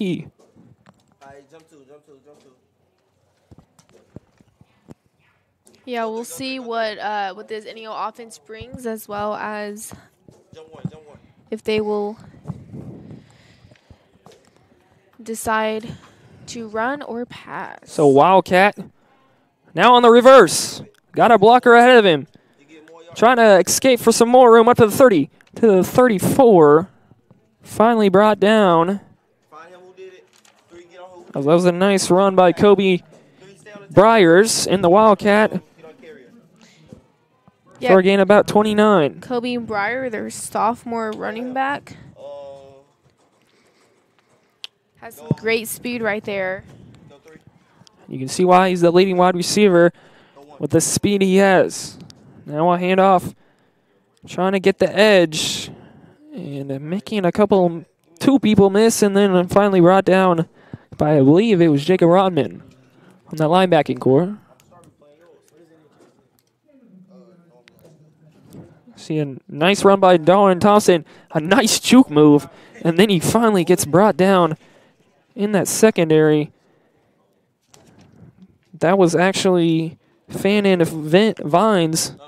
And now we're seeing him hurry back up across the 50-yard line into Coffeyville territory, and this offense is moving really quick. We can hardly catch up.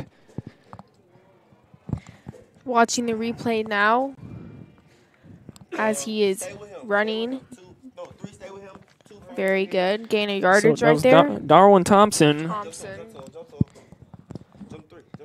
So 8:20 left in this third quarter. Running game has been crucial for the Norsemen, moving the ball on this drive. They've ran over the Coffeyville defense, pushing the ball up to the 43-yard line of the Coffeyville Red Ravens. Now we're seeing a Red Raven down on the field right around the 40-yard line of the Red Ravens.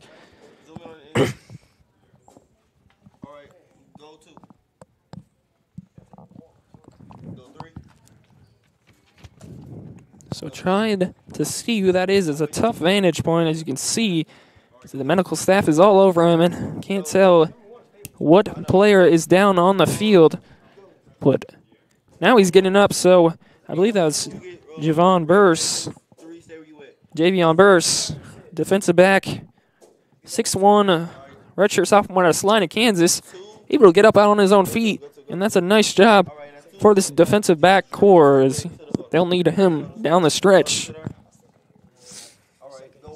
Yeah, as you mentioned, Javon Burse has been quite the playmaker for this defense tonight. So now we'll get started with a 2nd and 6 after the injury. Ball at the 39. And Steigenwald is moving his offense and trying to take the lead in this third quarter. So movement at the line, no flag, and a bat down.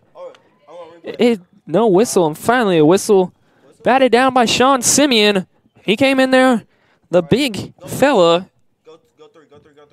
6'6", redshirt out of Miami, Kansas. You see him right there. He's a tall dude and gets his hands up and blocks down Steigenwald's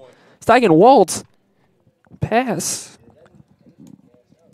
So bringing it to a 3rd and 6.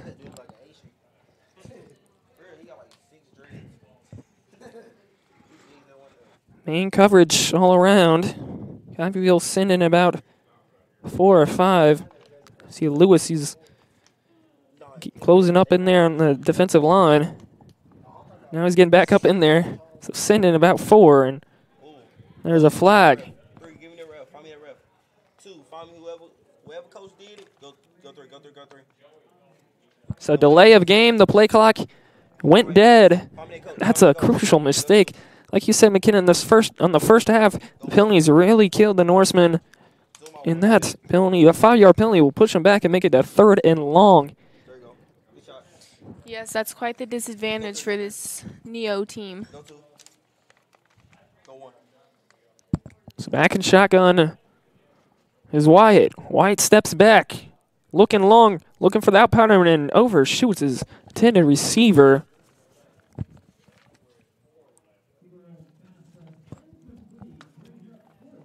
So that'll bring up 4th down. I believe he was looking for Martez Mullins on the far side of the field. Excuse me, that was Joe Combs, a freshman, 6'1" wide receiver. So 4th and 11, and they'll have to punt. Who got the returner? Who got the returner? Oral Brew back Hurry up. on the punt return. Boom. Go 2. Boom. Go 1, go 1, go 1. The ball bounces in the zone, and a flag. All right. Flag at the 19-yard line. Sometimes you got to look away.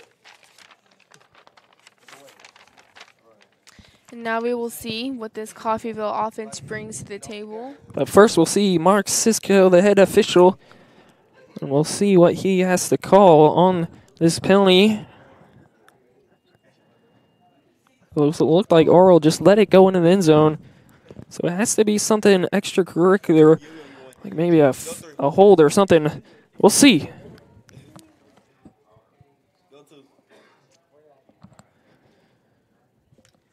Again, taking a while for the officials to take in. We'll get it right here.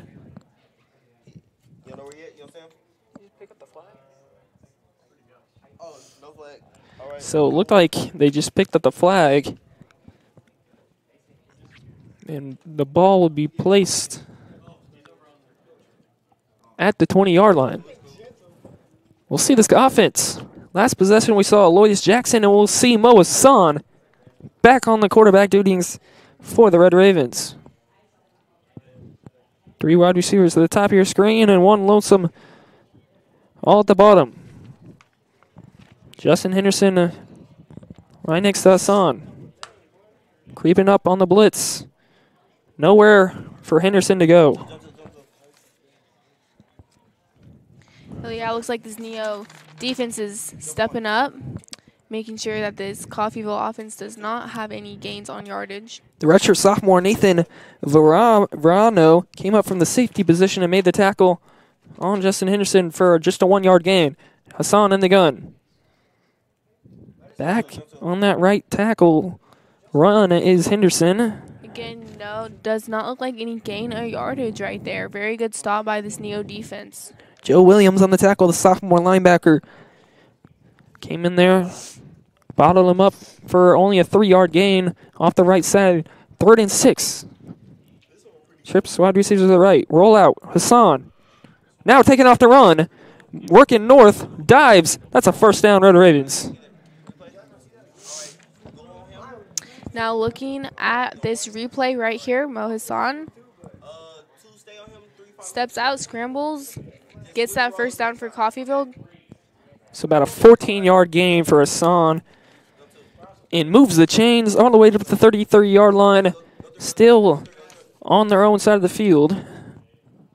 Hassan backhanding it off, and they're giving the bulk of the carries on the running game to Hassan.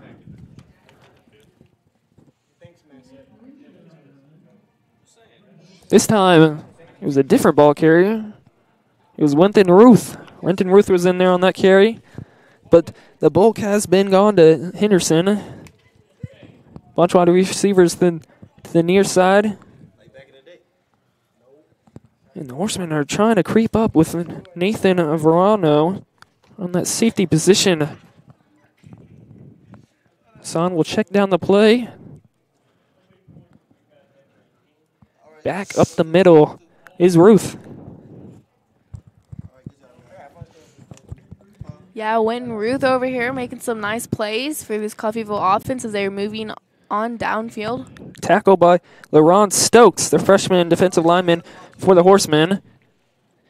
So 9:25 left, a crucial 3rd down and 4 at the Red Raven 39-yard line in this 3rd quarter. And it's a big 3rd down. Quick snap. Fakes to his right, running to his left, trying to outlast the defender and pulls it forward. And it looks like he got it, and he did. Good speed there by Hassan. As we will now see in this replay right here. Steps out, room to run. And you can see that block by Winton Ruth kind of freed him over the edge, and then he was able to push forward north. Up the middle for about a 2-3 yard gain. And that was Winton Ruth again. Yeah, it's good to see guys like Ruth out here making some big plays right here to help that quarterback gain some yardage. So 3 wide receivers at the top, and Hassan working this offense. 2nd and 7. He'll take the snap. Back up the middle, and he's getting the extra push from the lineman.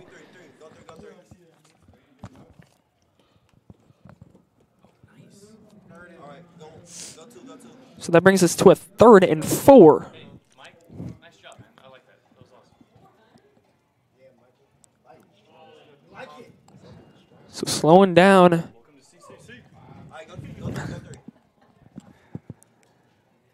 So Hassan and another 3rd down situation. Fake handoff, pulls it back, under pressure, trying to get away. Throws it low for his intended receiver. I believe he was looking for Freddie Pender. And could not get him there, and that brings up a 4th and 4.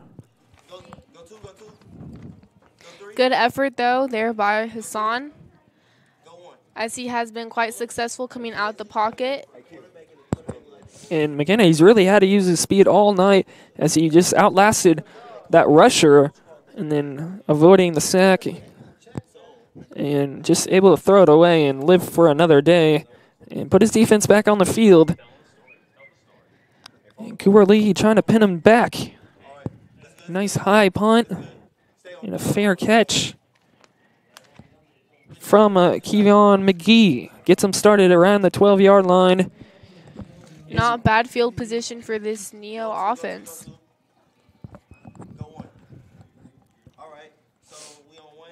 So we'll see what Northeastern Oklahoma A&M can come up with on offense, and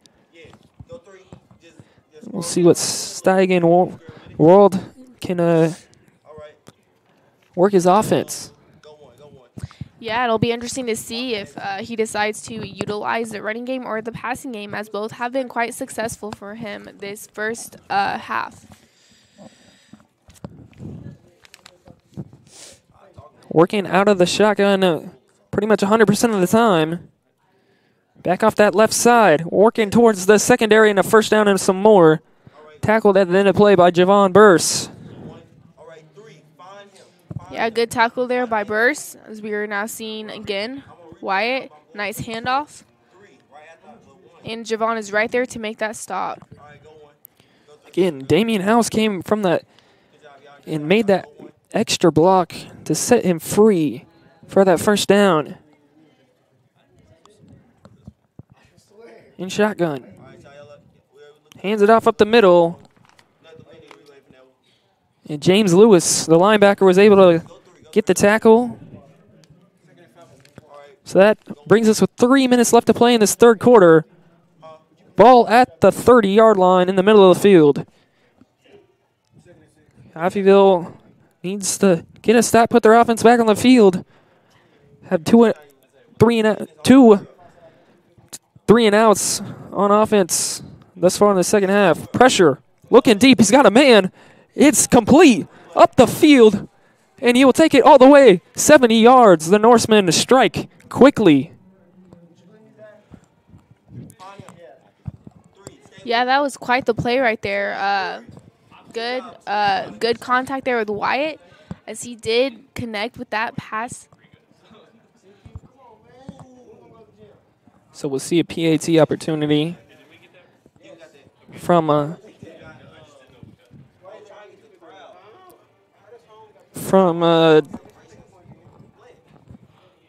Hawthorne.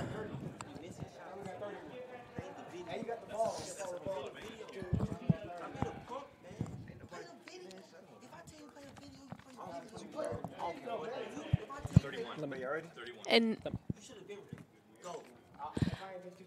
So you can see Steigenwall, with all the time in the world, has a huge arm. And his receiver did pretty much all the rest for that touchdown for 70 yards to put it in the house for 7 points.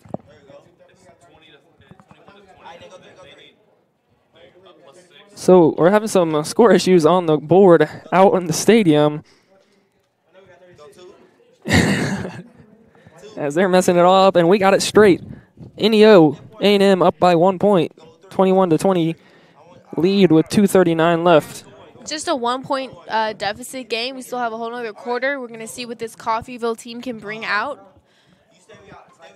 It'll be a continued night of action for both these teams. Good job, y'all. Go 3. All right, 3. Go down the side.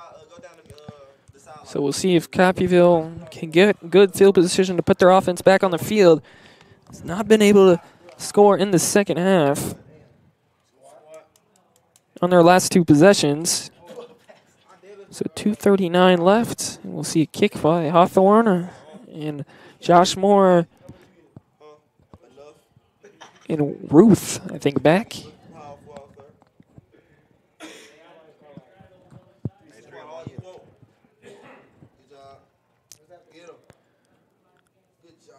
So returnable. That is actually Kendrick Jones. And that looks to be a bad decision. That was Kendrick Jones on the return. Only a short return up to the 17-yard line.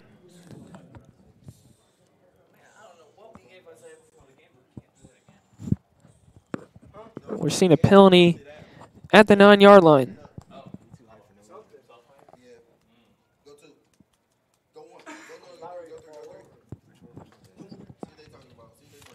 Again, our head official, Mark Sisico, is going to give us the penalty on who it is on.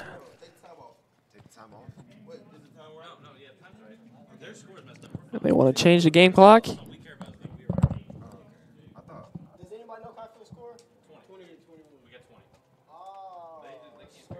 We're doing fine. Okay, I was about to change it for real. No, we're good. No, we had 2 touchdowns. So that was a personal foul on Coffeyville on a Devontae Jones. They'll send Coffeyville back, and they don't have much room to give.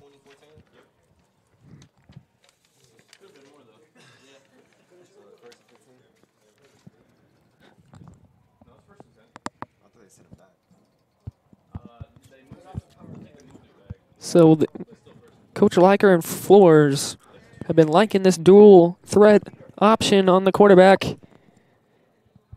And we'll see who comes out there.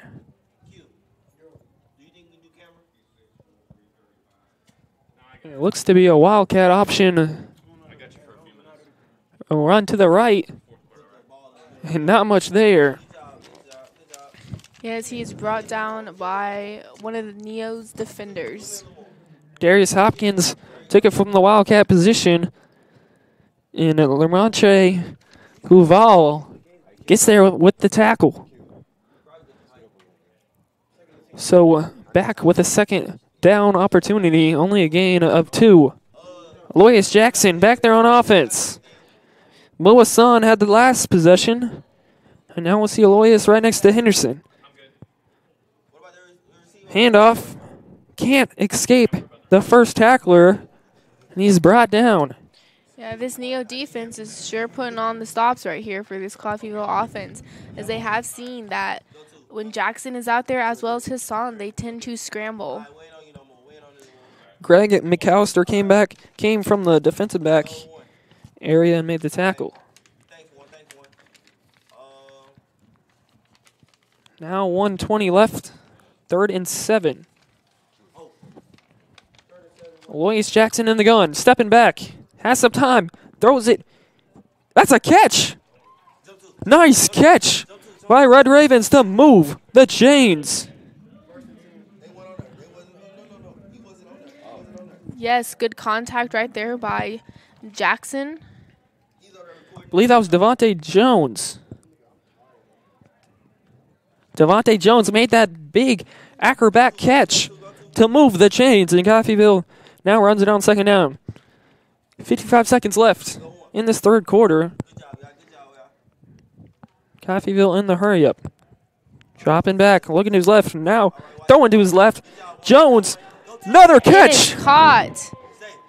And over the shoulder catch, Devontae Jones making it look easy out here. Devontae Jones, 6'2", sophomore out of Covington, Georgia. And man, was that a great catch or what? That was something else. Coffeyville sure is moving it downfield quite fast. Well, we saw an acrobat catch, but it was a flag, so that will halt that big catch. Too bad. Nevertheless, that was a great effort right there by Jones. Jones is really working on Taquillin Harris on that near side. Aloysius Jackson in the gun. Henderson right next to his side. Chio in motion. Handoff. Big hold. Now it's into the secondary, trying to break off another Good tackler. stiff arm. Keeps going. And there's a Flag. flag. And likely it's going to be a face mask on the Norseman. That was a good stiff arm right there by Coffeyville. So Kobe, Running back. so Taquillin Harris just trying to drag him down. He gets too much of, I believe, his helmet. We'll see what this penalty is on. Has to be on Harris. He was the last one. And Yep. it was face mask. So correct. I was correct. Taquillin Harris got too much of Henderson's face mask. And that brings Coffeyville That's a to 15-yard first penalty. down. That's Quite the advantage for Coffeyville. now 16 seconds left in the 3rd quarter.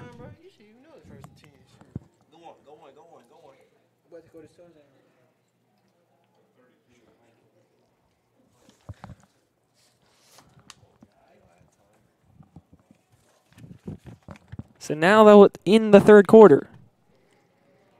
Coffeyville trailing 1 point at the 3rd quarter. And now they'll bring it to the 4th quarter and see what this game can conclude to. With a score of Neo at 21 and Coffeyville at 20. Give me that huddle. Whenever they huddle up,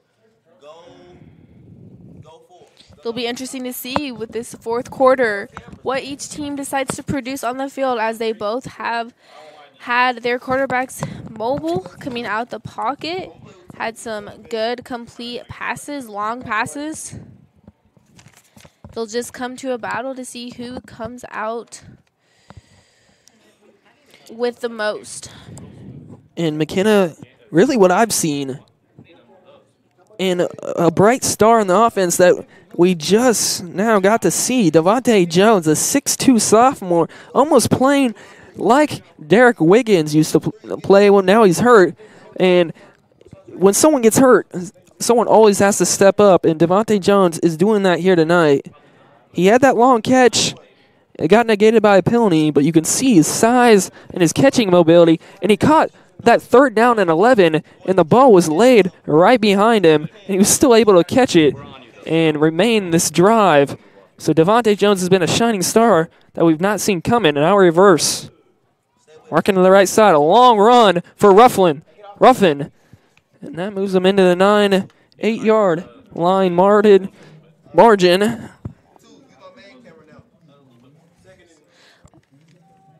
Yeah, like you said about Jones, really stepping up right there for Wiggins. Quite the playmaker for this Coffeyville offense. It's good to see him out there making those plays, making those type of plays. So Aloysius in there at quarterback. More of the running quarterback for Coffeyville. Nevertheless, can still throw it. He's got a big arm. Hand off to Henderson, and he gets met quickly.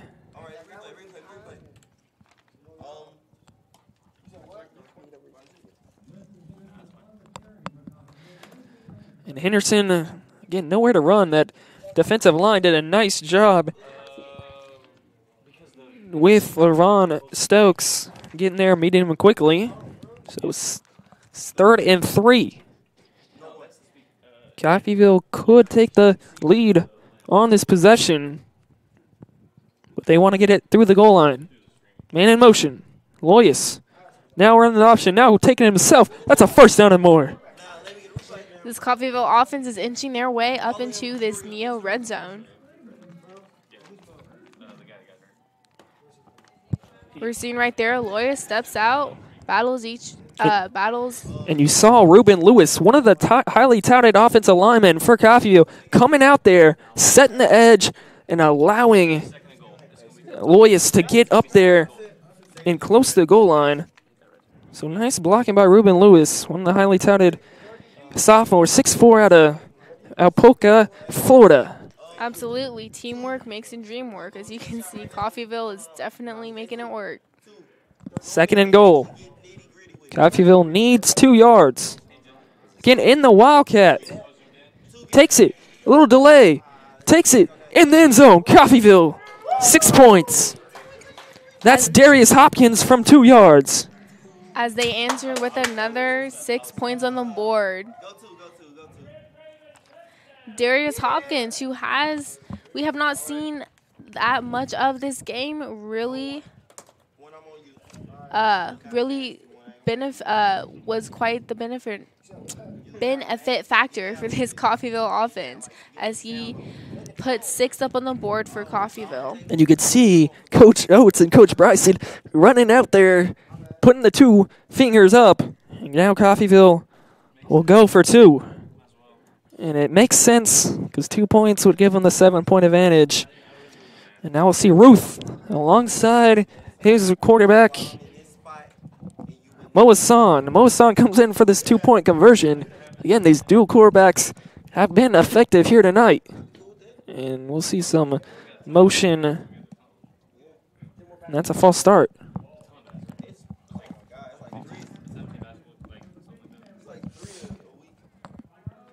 And that is on Tristan Snyder, the center, the 6'2" freshman out of DeQueen, Arkansas. A little bit too much motion. He's done a fine job here tonight, as we've seen Justin Henderson run right behind Snyder. And he's been good and effective here tonight. And that time, 5 yards will cost him. And we'll see Tristan Bailey come in for this extra point opportunity. So they were going to go for 2. And now we'll kick about a 22-yard field goal. And it should be an easy field goal, as Tristan has been quite successful in his attempts. So about a 25-yard PAT opportunity. So not a real gimme. But he's been good on extra point opportunities. And this one is right through there. So 6-point lead for Coffeyville, as Darius Hopkins takes it in for a 2-yard Wildcat scamper to put them up 27-21. And Coffeyville holds the advantage with 13 minutes left to play.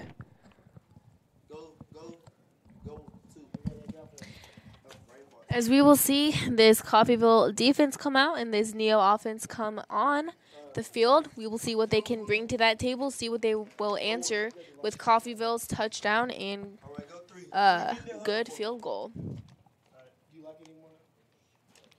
It's a good PAT. Good PAT. Yeah. I was trying to think of the word. So it was a good 25-yard PAT, as he's been perfect all year long on extra points. That one was a little bit tougher with the false start penalty on Snyder, but nevertheless, Coffeyville gains the advantage by 6 points.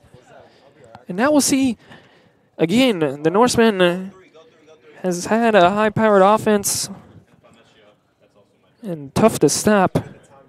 And they'll get the ball back. High kick, returnable from the Norseman. Austin Freeth will take it. Gets hit quickly in the backfield, and he'll be stopped at the 9-yard line by Evan Cooper of Valjean Jones. Valjean Jones gets there, and he comes up there full head of steam, and he's not missing that tackle. Yep, great stop right there by Cooper. It was Jones. Jones, yeah, excuse me. So Valjean Jones comes up and makes the stop on the special teams opportunity. Sits them back at their own 9-yard line with 12:56 left to play. And here comes the Norseman. In motion, has to throw it high. Has a man. Good coverage by Coffeyville and Robert Hayes. Robert Hayes turn around, look for the ball, and broke up the pass from Austin Freeth. He was the intended wide receiver. Wyatt Steigenwald back in the gun. 2nd and 10. 2 wide receivers out. Pulls it back. Screen pass.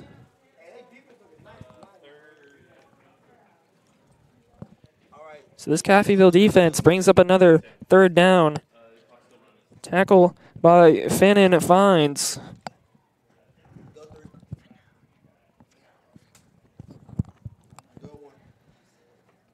They're working quick. Man's got to get off the field. That's a flag. And thrown up the middle for the 1st down yardage. Likely decline the penalty and take that yardage.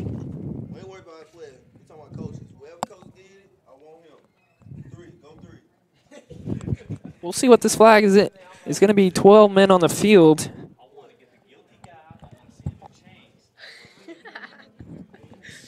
Okay, so it's a legal substitution, and they'll obviously decline it. Brings us to a 1st and 10. Ball at the 21. Steigenwald.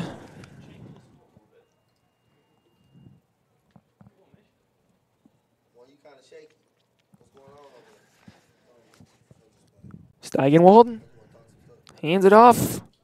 Squirts up the middle. Now bouncing out outside. 40. Into the 45 he goes. A gain of about 19 yards.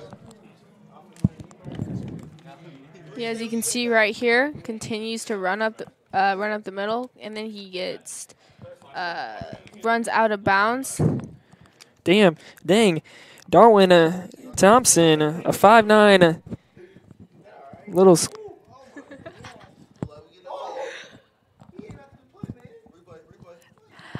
Well, that was quite the play right there.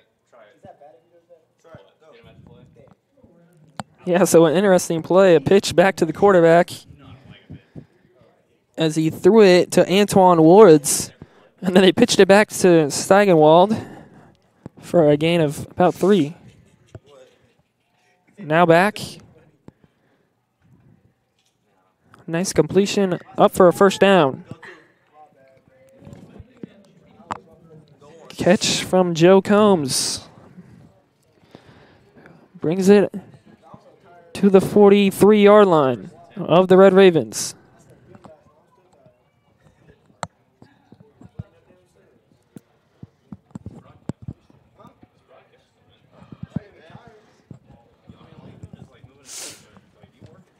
One wide receiver to the top.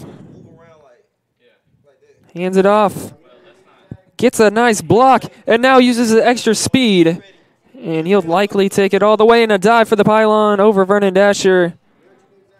A nice gain of 43 yards from Darwin Thompson. The redshirt freshman, 5'9".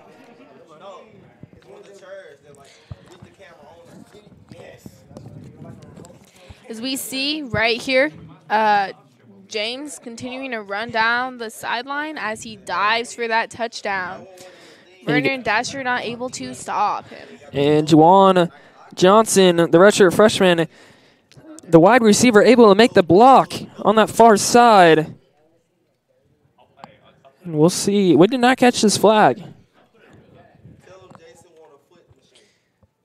Director Jason.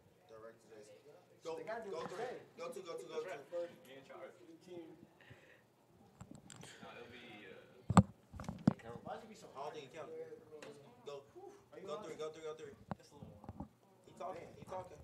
Stay with him. Just talk to him. So waiting for the head official, All right, what's touchdown? and he'll give the touchdown. And I believe it's unsportsmanlike conduct on Thompson. Maybe because he dove for the pylon and it wasn't really needed. Call him too. It'll be no. There's no extra point. No, it's back. It's penalty on that. And that may not sound like a big penalty, but that moves the ball back and making this about a 28-yard field goal, 25-yard field goal. Ball is up. And it is And no good. So that was a big penalty. So that is a tie game with 10:42 left in this fourth quarter. So that was a big penalty on the unsportsmanlike conduct from Thompson to move the ball back to the 25 or make it 25-yard field goal. And the PAT was off mark to take the lead, and it's a 27-all ball game with 10:42 left. It'll be quite interesting to see what the outcome of this game is, as both teams have put in numerous amounts of effort in running and passing the ball. You look stressed, don't you? All right. Go three. So we will see Coffeyville's offense come out on the field to meet with Neo's defense. See if Coffeyville can move the chains down at a good pace, as they have shown that they can do in this first half coming into this fourth quarter. Get overall. 3. Give me returners. 2. Can you please give me the kicker? So we'll see Jones back on the kickoff return. We saw him back last time. That's Jones. That's Kendrick Jones. All right, one. Get back to the middle of the bit. So I can switch on you, sir. Now go in the back of the end zone. So ball now is on the 25 for Coffeyville to try and go down the field and take a lead.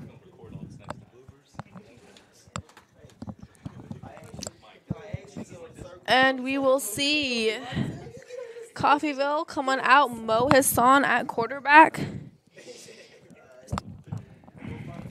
We will see what he brings to this table for this Coffeyville offense.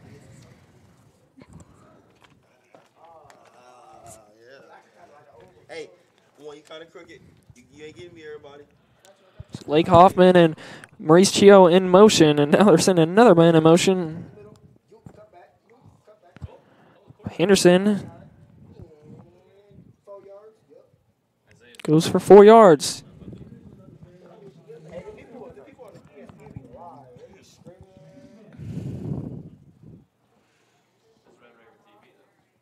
That's it. Anytime you want to move up, I can try to find you a spot. I'll make sure Simon's doing all right. Hey, am I not? It's 3 wide receivers to the near side. Hassan working this offense. 2nd and 10, or 2nd and 6. Go three. Takes it himself Good job, 3. and bringing it up to the 34-yard line. Nice effort there by Hassan, trying to move on downfield. Not at the most efficient pace that he has shown that he can do earlier tonight. Hassan handed it off quickly. That's stopped in the backfield.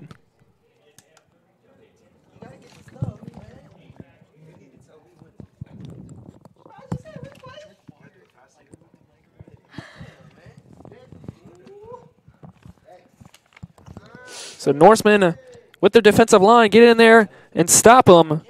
On this 3rd down and 1, Henderson gets balled up by 2 defenders. 2 Norsemen come in there and break through the line. That was Roderick Goodman, the sophomore linebacker, came in there. Made the stop on Justin Henderson. It's a 4th and 1, and you're seeing the punting unit. Yeah, good stop right there by Neo's defense. Gives them quite the advantage of trying to get some more points up on this board. Nice punt by Cooper Lee, but didn't get a Red Raven bounce into the end zone. Man, that was a high booming kick. Just didn't get the bounce. So they'll move the ball up to just about the 20-yard line to get the Norsemen started. As this Neo's offense will come on out, have another shot at getting some points on the board, as we are at a tie game with 9:03 left in the 4th quarter.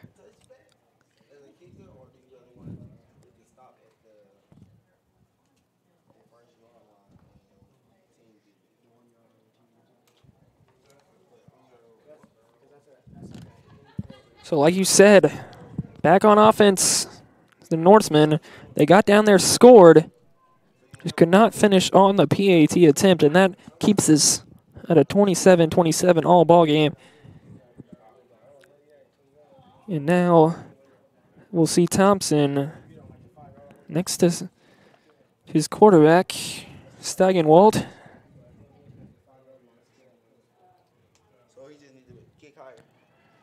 Just breaks away from one tackle, trying to go north. Finally tackled down by a Coffeyville linebacker, Brian Miller. 6'4" sophomore out of Brooklyn, New York, comes in there for the tackle. Excuse me, he's a defensive lineman. Good job by getting off that block. It's still able to turn around and make the tackle on the running back.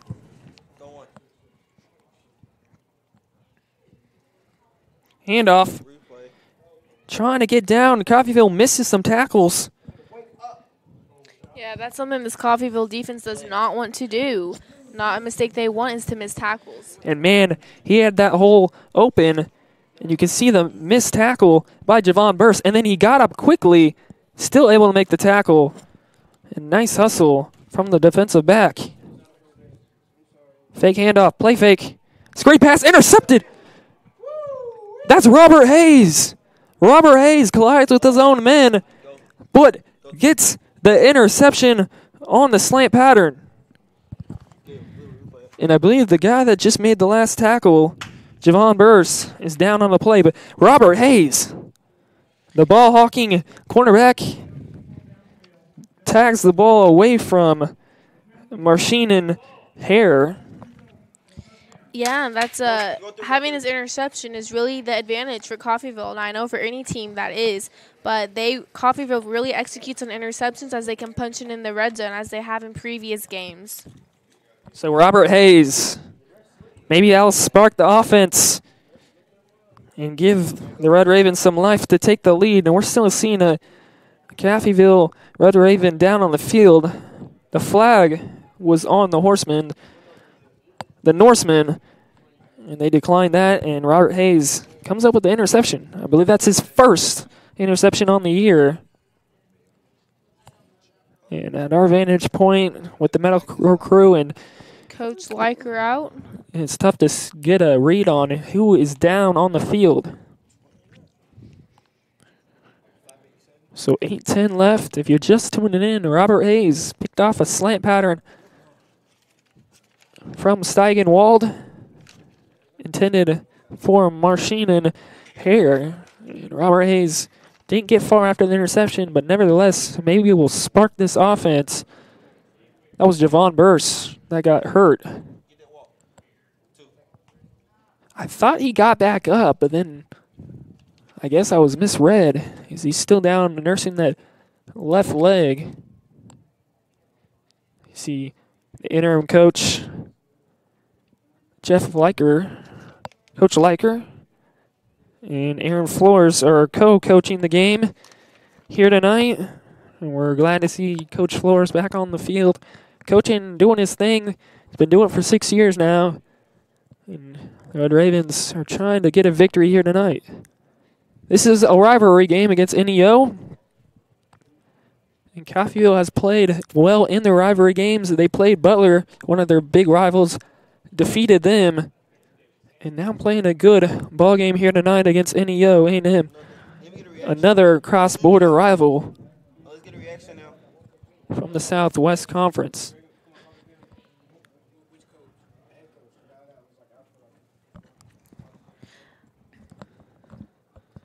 Loyes looking long, looking to his left side, throws his left side, and there's a lot of contact. And there's a flag, late flag. For pass interference, possibly. So that was either on Darius Hawkins or Greg McAllister, two horsemen down the field. And it's likely to be on Darius Hopkins. That was a roughing down the field using his speed. The 5'8" redshirt freshman. That is a 15-yard penalty on Darius Hawkins, the freshman defensive back. He collects the penalty and allows the Red Ravens to go 15 yards down the field.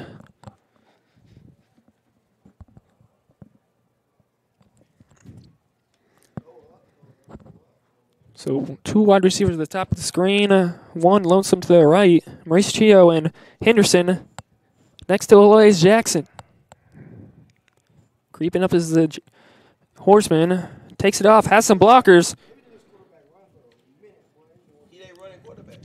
And Maurice Chio, you can see him at that fullback position, gave him the extra block to get that extra 5 yards. You can see him right there at that fullback position, makes the block, and then Aloysius Jackson uses his speed and just about gets past that secondary position. And Lamonte Hallville makes the tackle.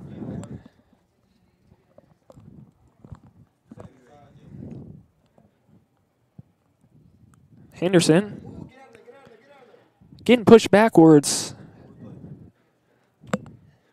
Yeah, this Neo defense is stepping up quite a bit right here as we are now at 6:50 in the fourth quarter. That's Damian Dunlop just pulling him down by his jersey. Did a nice job by keeping Henderson behind the chains and pushing him backwards by his jersey. Unlucky way to tackle a guy. So another horseman down on the field.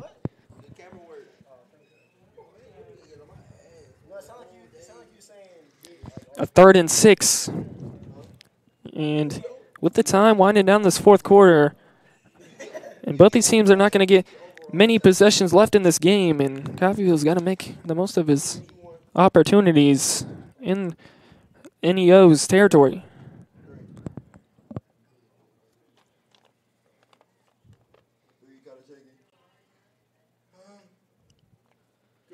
Yeah, we've seen previously both these teams really executing the right plays as well as making some mistakes, but we are still at 27-27 ball game. It'll be quite interesting to see who pulls up on top. So Damian Dunlop, injured freshman, able to walk off the field on the 3rd down. 3rd and 6, 6:45 left. Lake Hoffman in motion. Aloysius Jackson steps back, scrambles around, rolls around, now trying to go north. And there's a lot of contact on that left side of the field. I'm really surprised they did not get a holding call on Jonathan Timmons as he caught a lot of this jersey. You can see on this left side, got away with a call there as he pulled down on a horseman's jersey. And Aloysius Jackson able to make the most of it. And now we'll see a field goal. So about a 31-yard field goal from that right hash. Winning is swirling, and that's good. That puts Coffeyville up 3 points, so we are at a 3 deficit game with 5:55 in this fourth quarter.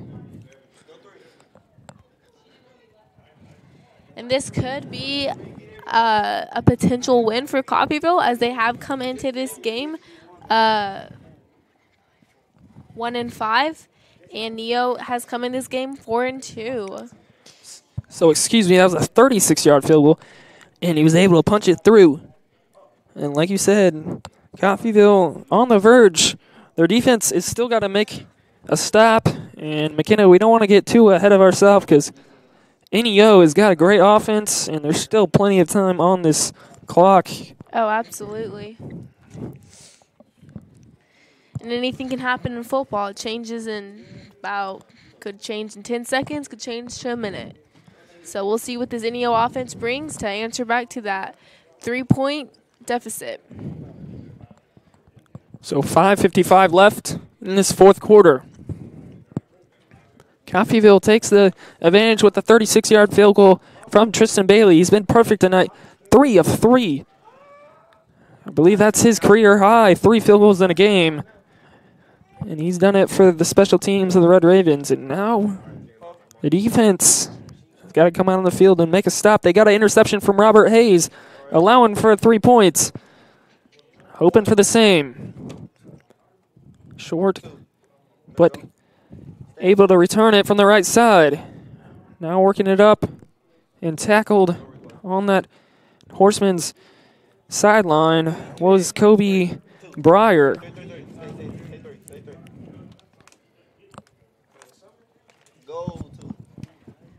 Yeah, that was quite a good run right there by Breyer, the sophomore for NEO, one of the sophomores. As he has been, Breyer and Dawson and Thompson have been quite the playmakers for this NEO's offense. Now let's see if this redshirt freshman Wyatt Steigenwald can put the Horsemen up. A run just about up the middle. Brings it to a second in about 7. So that's a 2nd and 6. 5:30 left. Got plenty of time for NEO to go down the field. Handoff. Keeper. Steigenwald. Move it forward.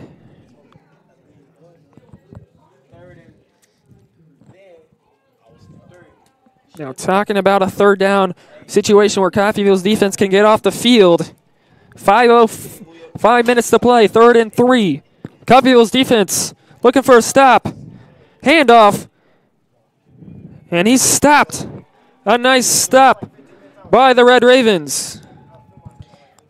At such a crucial time in the game to make a stop. Very good execution right there by this Coffeyville defense. And I believe that was Kevin Norris from Boyant Beach. And it does not say the state on here, but the linebacker freshman came up to make the tackle on the running play. So interesting decision for Patterson to run on that 3rd down.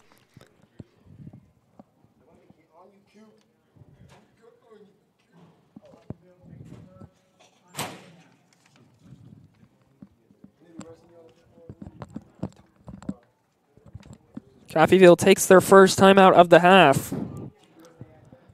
As it looked like they had a late substitution in there, and that would have caused for a penalty that would have kept the drive alive for NEO. So good timeout for Coach Leiker and Coach Flores to get off and not allow a mistake to happen this late in the ball game. Yeah, I agree with you on that, Logan. And very few mistakes can be made right here by this Coffeyville team as time is winding down. And as they do have the lead by 3 points. And Earl Brew, redshirt sophomore, Marietta, Georgia. He can flip the field for the Red Ravens on special teams if he gets the ball. It's a fake. It's a fake punt. And it looks like Coffeyville got it. And man, what a heads up play by Miles Corpening, the 5'11" redshirt sophomore out of Charlotte, North Carolina.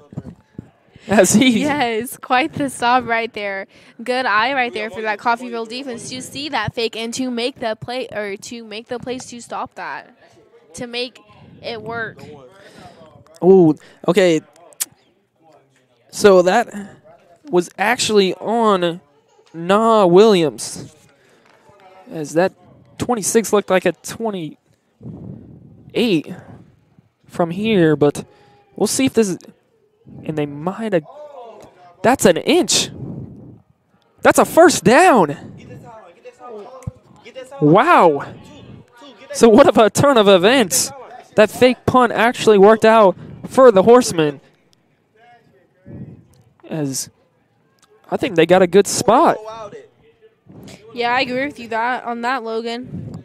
That's quite the. Because I thought they got him at least a yard short, but.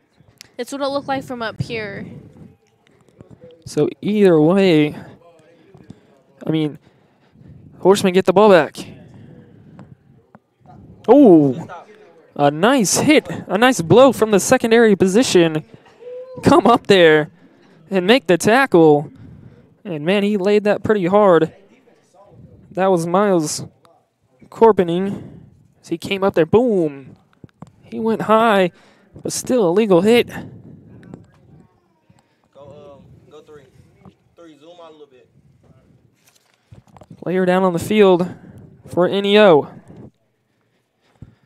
As we talked about, these teams coming into the ball game, Southwest Junior College came into the ball game. This is on a 3-game winning streak. They're 1-1 on the road. NEO's 4-2. Coffeyville is sitting at 1-5, looking for their second win of the season, and they're 1-2 at home. Their only win was here at Butler, their other rival, and they've been playing good in these big games. Yeah, to add on to that, Logan, Coffeyville really has produced well in this game, really shown what they can do with their quarterbacks outside and in the pocket, as well as their defense has stepped up and made the big stops when needed. 2nd and 9. Play fake, up the middle, batted away, incomplete. Vernon Dasher got his hands all over that one. The dynamic linebacker, the sophomore, has plenty of interceptions. And, man, he got his hands on that one, and it could have been an interception. Vernon Dasher, 6'3", out of Baxley, Georgia. The sophomore doing it all for the Red Ravens. 3:43 left, 3rd and 9.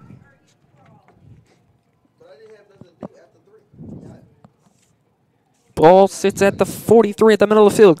Bootleg. Sellers all over him. Almost intercepted. They catch it. First down. Big blow for the Red Ravens as it looked to be a short pass. Val Green Jones able to make the tackle on the sideline.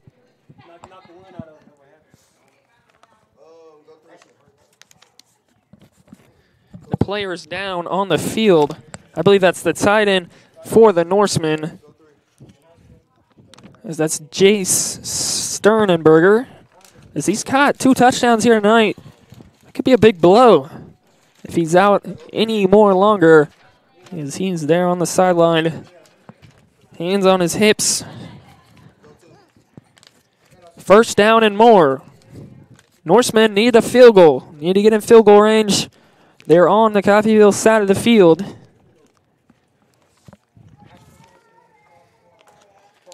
We will see what this NEO offense can do. Swald. Wyatt hands it off. Big first down yardage.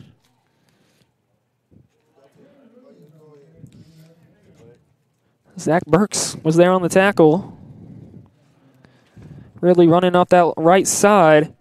And you can see that right guard, Chase Livense, able to push his defender way back and allowing for a huge gain on first down. Another handoff. Oh, met quickly by Lewis. Able to keep his legs turning close to a first down.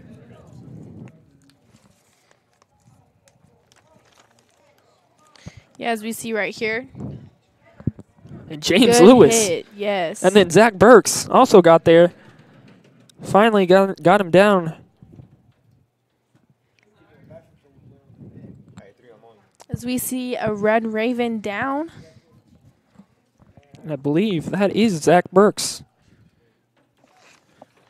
That's a big key to this Coffeyville defense. He's committed to KU, I believe, and might have got the wind knocked out of him.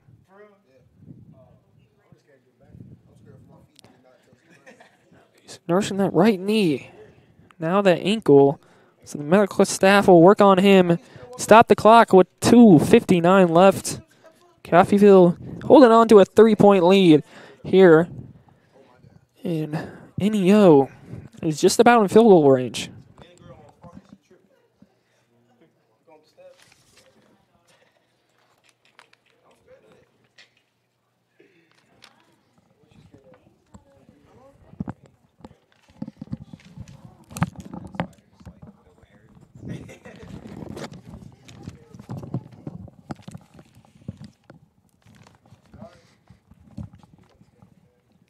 So it looks like Zach Burks is able to get up. Still nursing that right leg. A little bit of a hobble in the step, but he looks like he just needs to take a little bit of a break, and Coffeyville will get back on the field.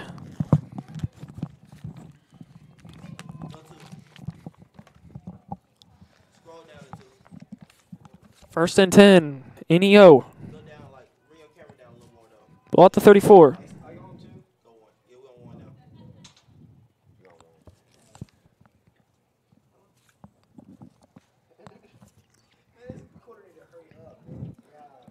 Play clock finally starts. Handoff right side. Getting another first down gain for about 5 yards. Again, really pushing off that right side. Kind of running behind that Chase Levi, say the sophomore offensive lineman.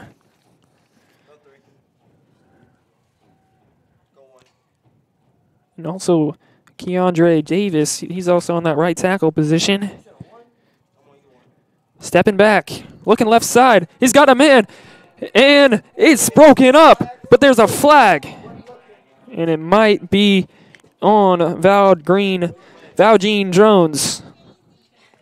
But that was a great breakup right there by Jones.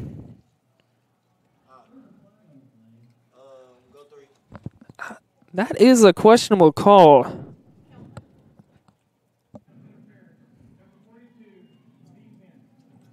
Because my understanding on the pass interference in college, you don't have to look for the ball. And in pro football, you do have to look for the ball or if it's pass interference. And I didn't really see much contact with Valjean Jones. But that's why I'm not an official and he's down on the field. So handoff at that left side up the middle. And they're burning a lot of clock here down the stretch. If they put it in the end zone, Coffeyville is then down by 4.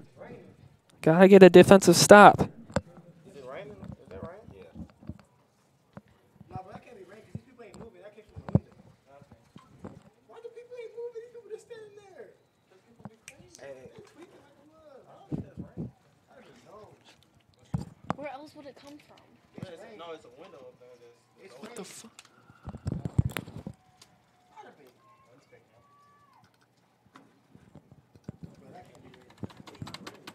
As we see now. The stop.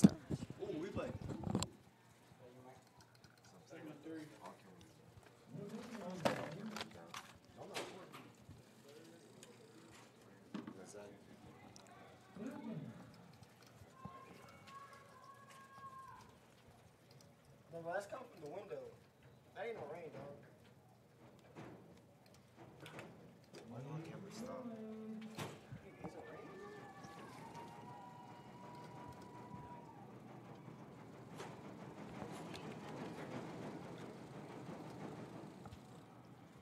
Back up in the middle. He keeps it. Diving for the end zone. Touchdown, NEO. As that now will improve their score to 3 points ahead of Coffeyville.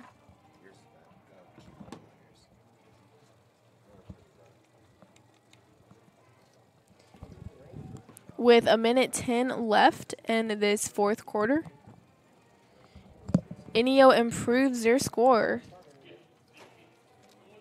So we will see if this PAT is good. And it is good. As Ineo improves their score to 34-30 with 1:10 left in this fourth quarter.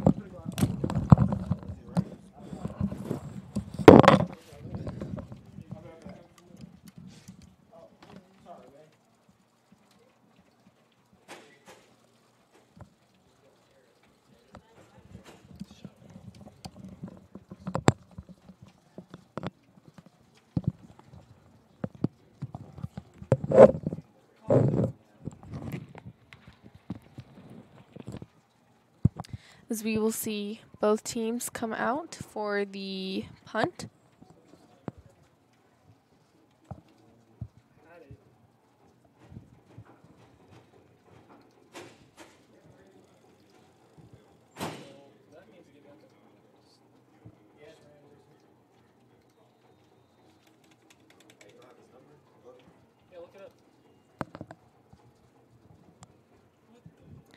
And with the punt, not bad field position for Coffeyville.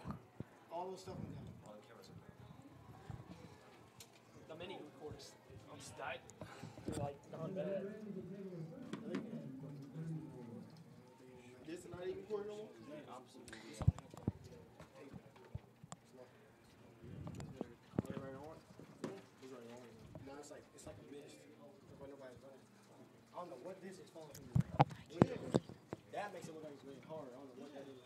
It's only on. It's like that one.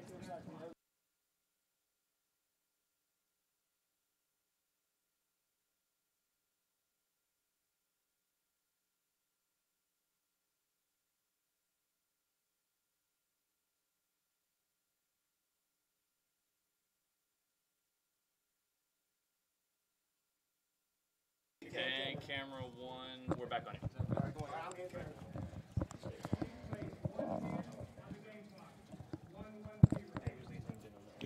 So 1:10 left in the game. Sorry about the technical difficulties. We got it back up. 24-30. Ineo takes the lead.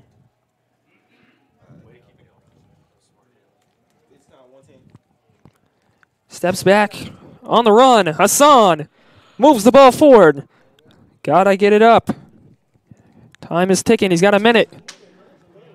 Coffeyville's got 2 timeouts. Gotta move the ball forward. It's raining. Steps back. Finds his man. That's Hopkins. Makes a man miss. Up to the 44. Darius Hopkins. And now they'll have to burn a timeout. They don't have much time to use. 43 seconds left. 1st and 10. And Mo Hassan is in there at quarterback.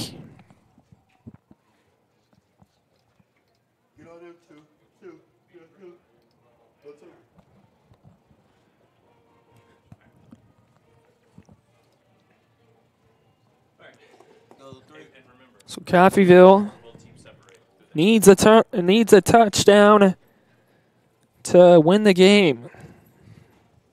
It's like you said, Logan, not much time left. Coffeyville will really have to utilize their weapons that they have for this offense in order to move that ball downfield as efficiently as they can. Yeah, and you got to think the Horsemen will just play off the wide receivers and make them throw under them. And they won't allow some big play. But Coffeyville needs one. Mo Hassan.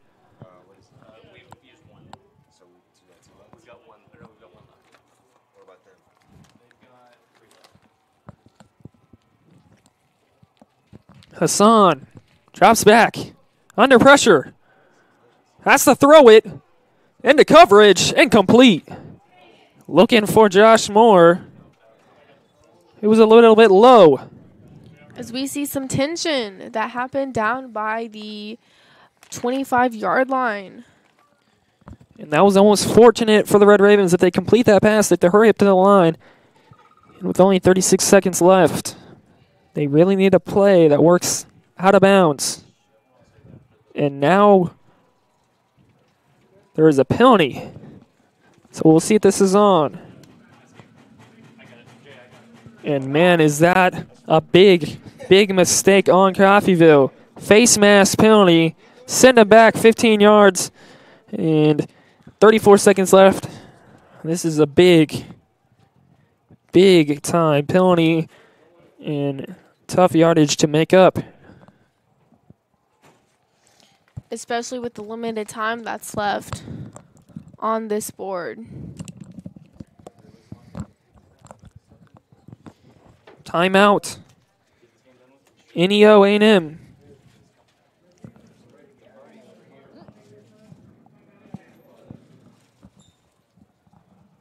So that's their first timeout of the half. They have 2 to give, and Coffeyville only has 1.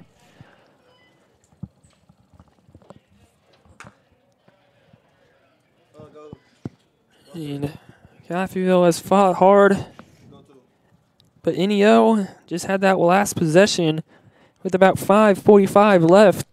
They took it all the way down the field, and able was to punch it in for a touchdown. Was Wyatt Steigenwald able to dive for the end zone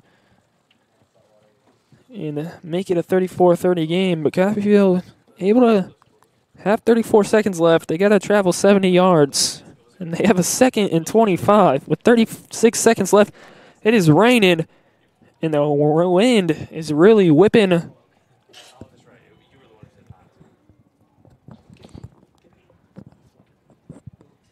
Yeah, it really is. And if Coffeyville or NEO was at a PAT attempt, that would be Hassan quite back, hard. looking left, and sacked.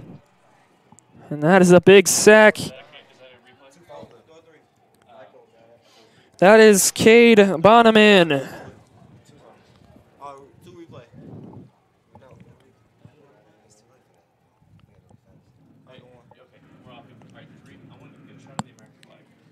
So Coffeyville burns their last timeout, their last timeout, and talk about a crucial penalty. Look at this wind out here. It's quite. and talking about if you got to travel the length of the field, and you got to go against this wind and this rain, it's not a good combination. It really isn't. And Veterans Memorial Stadium is catching the wind and the rain here tonight, and it just came in here about 10 minutes ago, I'd say, and it really hasn't stopped since then. 3rd and 25. Coffeyville got to go to length of field to win the game. They have no option. Have to go 79 yards in 27.8 seconds. Mo Hassan drops back, looking long. Looking at his left side, now rolling out. Makes a man miss, stays on his feet, and throws it away and lives to play on a 4th down. You know, this is a tough situation that Hassan is in, you know, with the time that is on the clock, 19 seconds. And now we'll see if this is a penalty. He threw it to just about no one if it's intentional grounding.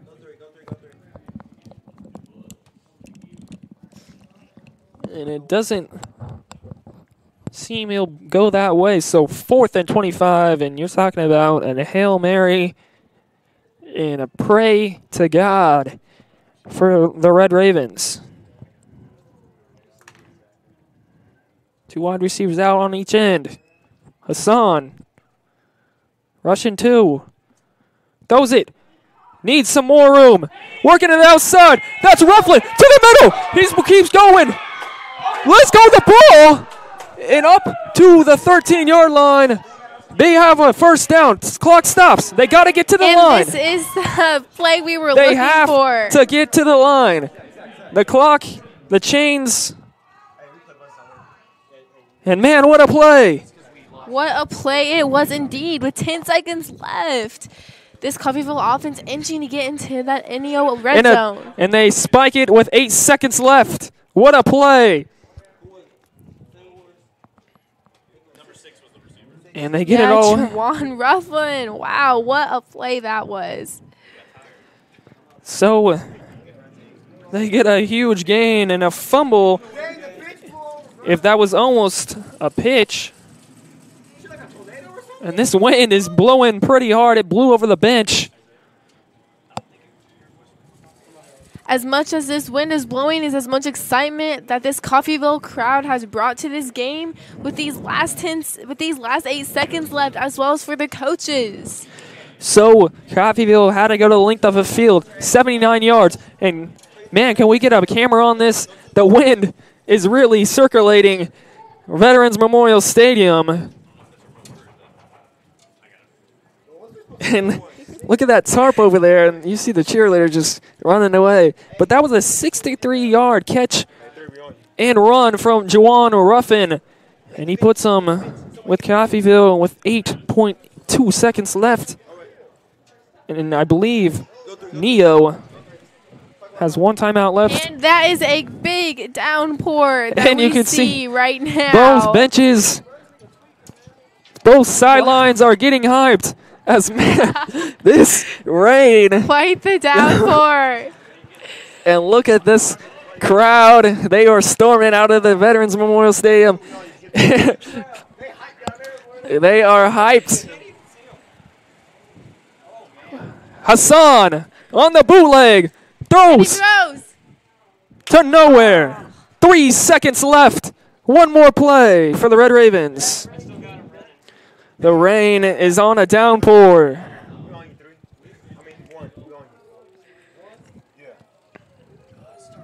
3 seconds left. And man, this last part of the game, it really has. So much. One last play for the Red Ravens. Hassan. Whirling around. He scrambles. He's looking. He gets a block. Oh, he can't get there. The Red Ravens come up short. And Neo is just. But what a game this has been. And how, I mean, seeing how both these teams have executed offensively and defensively, seeing Coffeyville step up defensively to make the stops needed at the most crucial times has been very evident. This game is not over. There is a flag at the 18-yard line. Something we did not quite see. And NEO's got their hands up in there like they won this thing. Tough fight for the Red Ravens as it came down in a downpour. Rufflin took his 63 yards, and they just ran out of time. So Coffeyville falls in this one. They fall to 1-6. Put up a fight here tonight. Lost to their rivals over the border 34-30. But what a dogfight that this game consisted of. I'm Logan Mance alongside McKenna Capici. This is Red Raven TV. Tuning out.